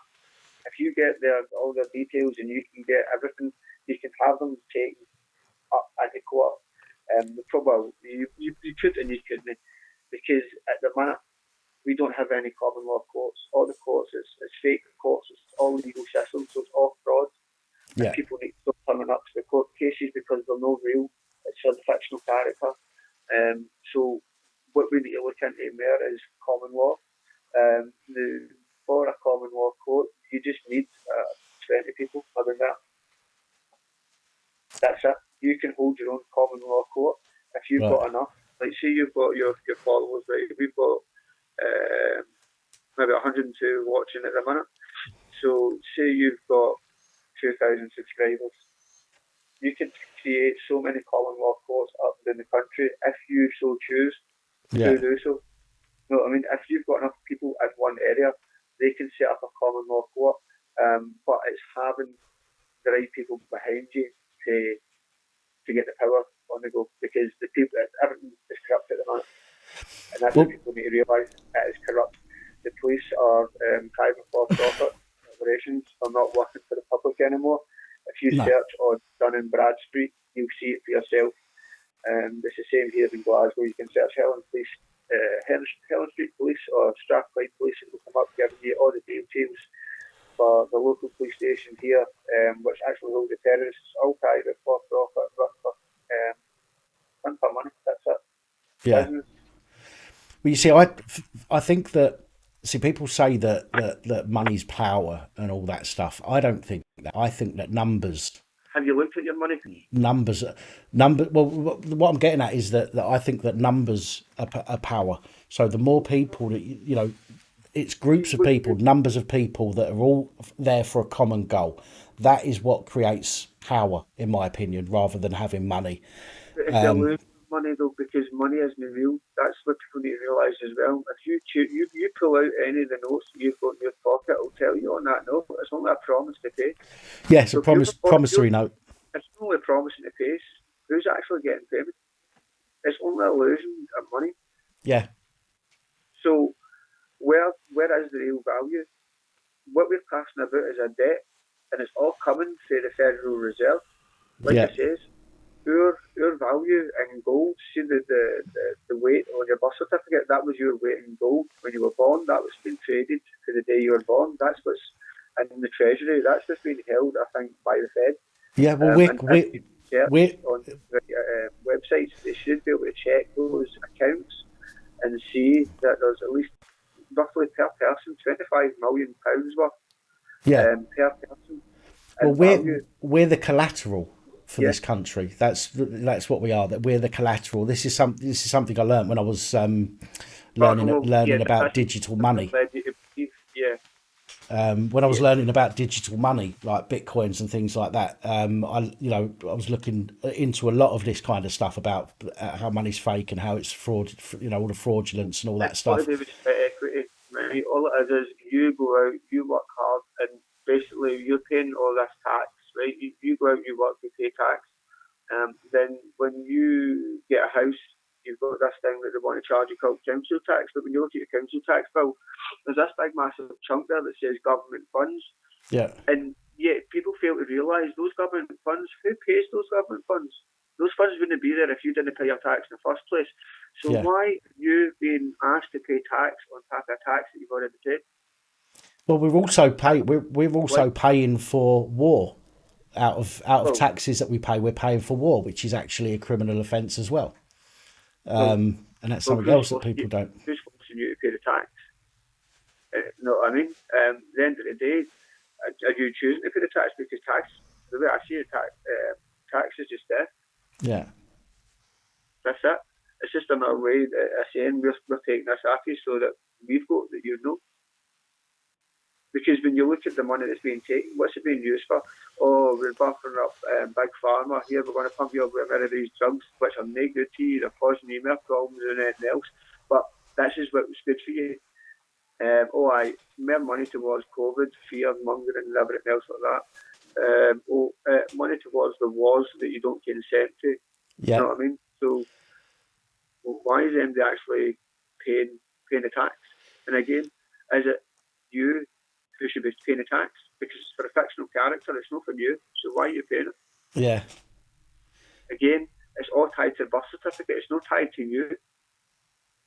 So is this part of a fraudulent system that we've all been misled to believe? I think the whole system is fraudulent, and it's all designed to work against us. Yeah, it's to keep you down. It's just a way of controlling you, and it's to keep you a slave. Basically, they say that they ended the slave trade back in fucking whenever they done it, 200 years ago, whatever. But they didn't. All they did was they masked it in the birth system. Everybody had to get a birth certificate, and everybody who had been birthed became a slave to the system. That's it. So all these people that you see that are rich and famous, they've all been in the know. They've all been going to posh schools. They've all been properly educated in the legal system, the law system. They've all been taught about bills of exchange, how to pay your gas and your electric back via the bills of exchange. You don't pay cash. Did you know that? You shouldn't be paying for your gas, your electric, or your water. You know what I mean? All this should be done via the bills of exchange, but they've tried to take that away from you. They send you a cheque. People see, they look at that and they think, oh, that I've got to pay that. But if you look at that cheque, it states clearly it's a gyro credit slip. They wouldn't send you a credit slip if you owed them money. Yeah. You know what I mean? No, you're supposed to endorse that cheque and send it back to them. But the way we've been educated, we've been told, no, we've got to make this paper money that doesn't exist, rather than having it paid at your treasury account. They don't want you having access to that. What's happening at the minute? Where's all this money coming from that Boris Johnson's spending? It's not just spending, he's dishing out to his mates as well. It's all coming through the treasury, and whose accounts is that, and who's consenting to that money being touched? Because I'm certainly not. I mean, there's £3 billion that's gone missing recently that's not been accounted for. It's absolutely ridiculous, absolutely madness. Yes, and you don't realise how much money is actually in the treasury. There's so much money there that you would not believe, but they won't allow the public to know this. Now, if you know certain information and you go digging, you might find your path to get your funds to manage to get that. But again, it's going to be a long fight, because I've been searching for a long time trying to get the proper certificates. But I came across really good information, proper information that's going to open people's eyes up to how the system works. And you actually listen to what's happening in Parliament, and you're going to laugh your head off and go, are you serious? Shut up. You're no longer going to listen to it, because you don't need to listen to it. They believe that you are children that need guidance. And if you believe that those idiots govern you, then you believe that. You have to follow what they say. If you educate yourself and you look at the law, you can turn around and say to the police, nothing to do with me. They don't govern me. Yeah. Since when they can take you to court, but when it comes to court, it's whether they're going to get away with it or not, because they've just arrested you, they've committed common assault, they've then kidnapped you, taken you to a police station, and then take you to the court. Well, if you're not the fictional character that they're saying that you are, and you can get that verified, and the judge has then got to take it back to the police, because they've arrested you, they've committed common assault. If you've done nothing wrong, why did they do that to you? Yeah. So then somebody is going to be accountable for what's happened. It's playing out. Some people just want to fight rather than keeping it peaceful. So if you keep it peaceful all the way, no problem. Oh, this. Well, I don't even know whether to say this country or this planet is just a complete and utter mess. It's confusing. It's interesting, and I like talking about stuff like this, and I like to where I can research and try and teach myself different views and opinions. So I do find this kind of stuff interesting. It's just, I don't really have a lot of time to look into things as deeply as I'd like to. Do you know what I mean? Yeah. So I have to sort of research things as they come across my desk, so to speak.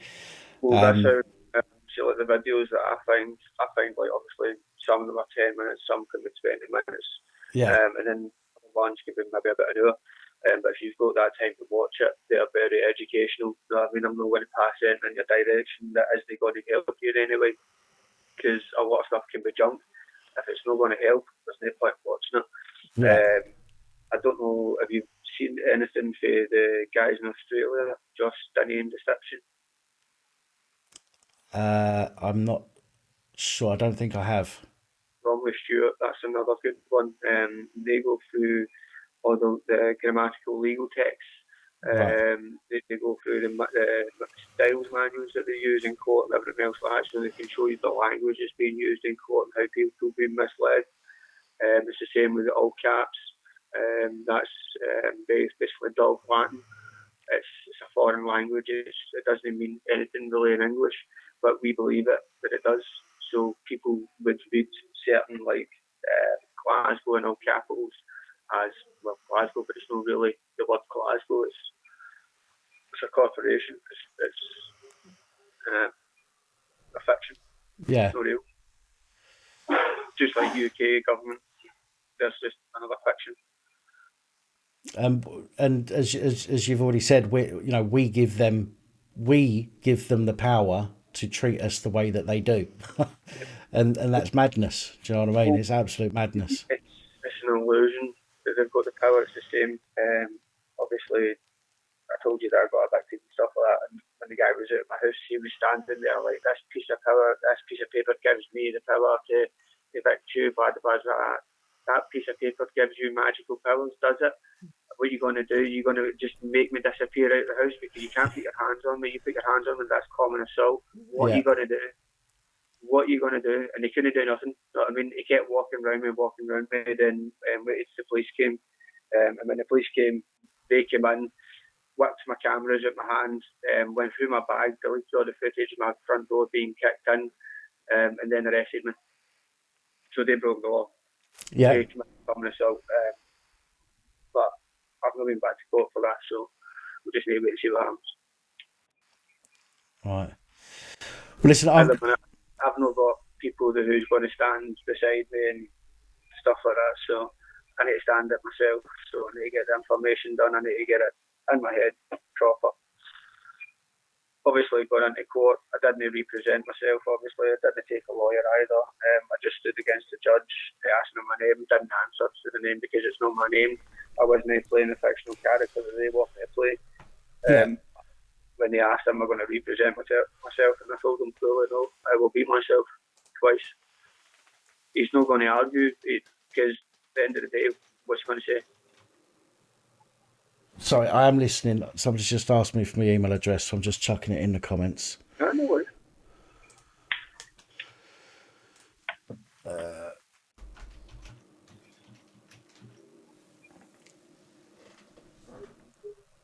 Obviously, there we go. Sorry about that. There's not much information to go through, and when you're going to court, if you don't have it correct, you can make some mistakes. That's where people fall in pit holes and get themselves into trouble. So if you're going to do stuff yourself, make sure you're doing it properly. That's the only advice I can give. Do your research, work hard. Well, I certainly try and work hard. I get that. I know I get that. I we get compliments for that. You know what I mean, you've put up your videos, you've done well, really well. But yeah, just I like to find out like whether you've looked into that information to see if there's anywhere that you can provide towards your subscribers, because there's a lot there that could help them as well if they understood how the law really worked, and how the police are using criminal coercion, we'll say, to put them into prison. Yeah. Yeah, I mean, as I say, I mean, I'm fascinated by all this stuff. It genuinely does interest me. I have looked into some of it in the past before I started this channel because I found it interesting. I have looked at occasionally bits and pieces since been doing this channel. I would like to learn more about it, and that's being completely honest. I would like to learn more about that kind of thing. I don't necessarily have the time to do as much as I'd like to in that respect, but I'm sure as time goes on and as the channel grows, and hopefully I'll get to a point where I can hire some people to take over some of the bits and pieces that I do. Then I'll have a bit more time to be able to learn this, other points of view on what can be used in order to fight back. But it's been great chatting with you, and I really appreciate you calling in. Yeah, I don't know if on WhatsApp if you ever need any help or some information or something like that, or you need some directive points. No worries. Send me a wee message. You know what I mean? I can send you loads of links for the maxims of law and stuff like that as well. Obviously, you've got Bob Weir's Law Dictionary. That's one good place if you're certain words. Yeah. All them places, great help. You know what I mean? Well, I appreciate that. Thank you so much. Much appreciated. No worries. I'm gonna have to wrap this up though, I'm afraid, because I was. No worries, no worries. I was. didn't kill himself. Enjoy your night. Yeah, you too. Thank you. Take it easy. See you later. See you later. Bye. Oh my God, my ears are sweaty. I'm sorry, folks, but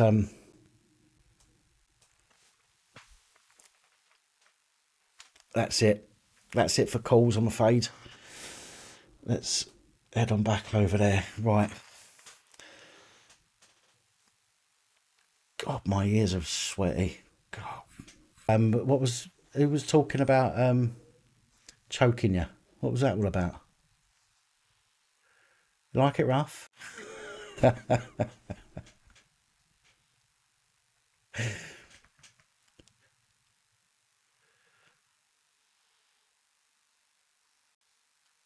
What's big and black and follows me around? Alice. Right, ladies and gentlemen, I'm going to have to wrap this one up because I still got stuff to do. And it's now 12:10, so I wasn't expecting to be on this late. But thank you all for joining me this evening. It was really nice speaking to Danny G, and I hope that you enjoyed that part of tonight's live stream. We've also had some great callers as well, so I appreciate everybody that's phoned in. My apologies for those of you who I've not been able to speak to, but we will be live again at some point where you will have the opportunity to call in and share your story, whistle blow, talk crap, or call me names. So thank you all. Jace the Ace, did you get I did pop the email into the comments. Can you just confirm that you got it there, mate, please?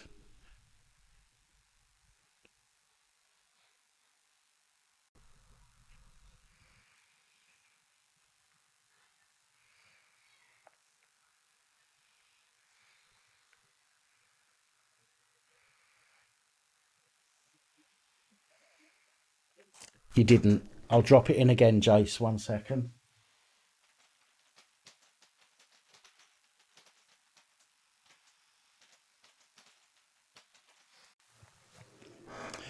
Right, I'm going to drop it in the comments now, Jace.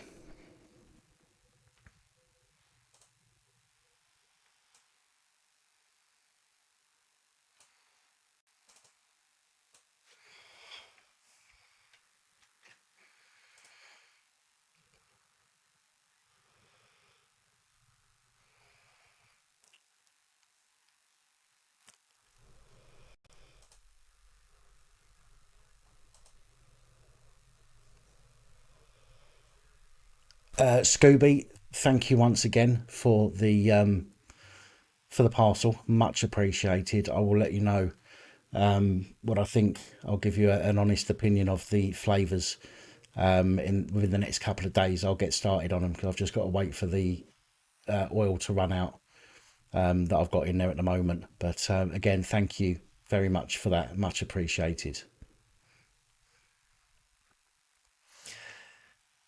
Ian, take care of yourself, mate. Thank you very much for jumping on. Much appreciated.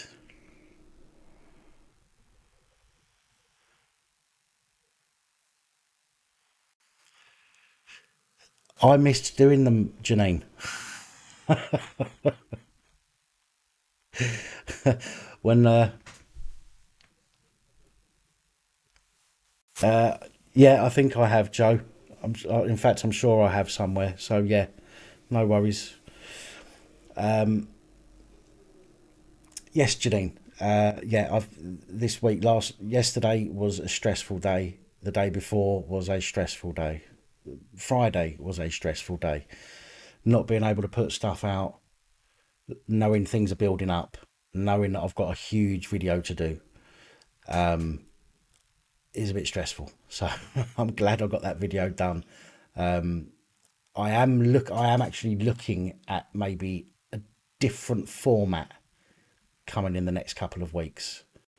You'll still be getting all of the info, but I'm looking at a different format.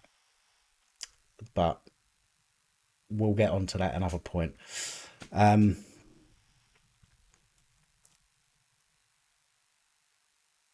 Yeah, it was nice to talk to you as well, Double D. I'm presuming you're talking to me with that comment, but yeah, no problem at all. Right, guys. No worries, Jace. No problem.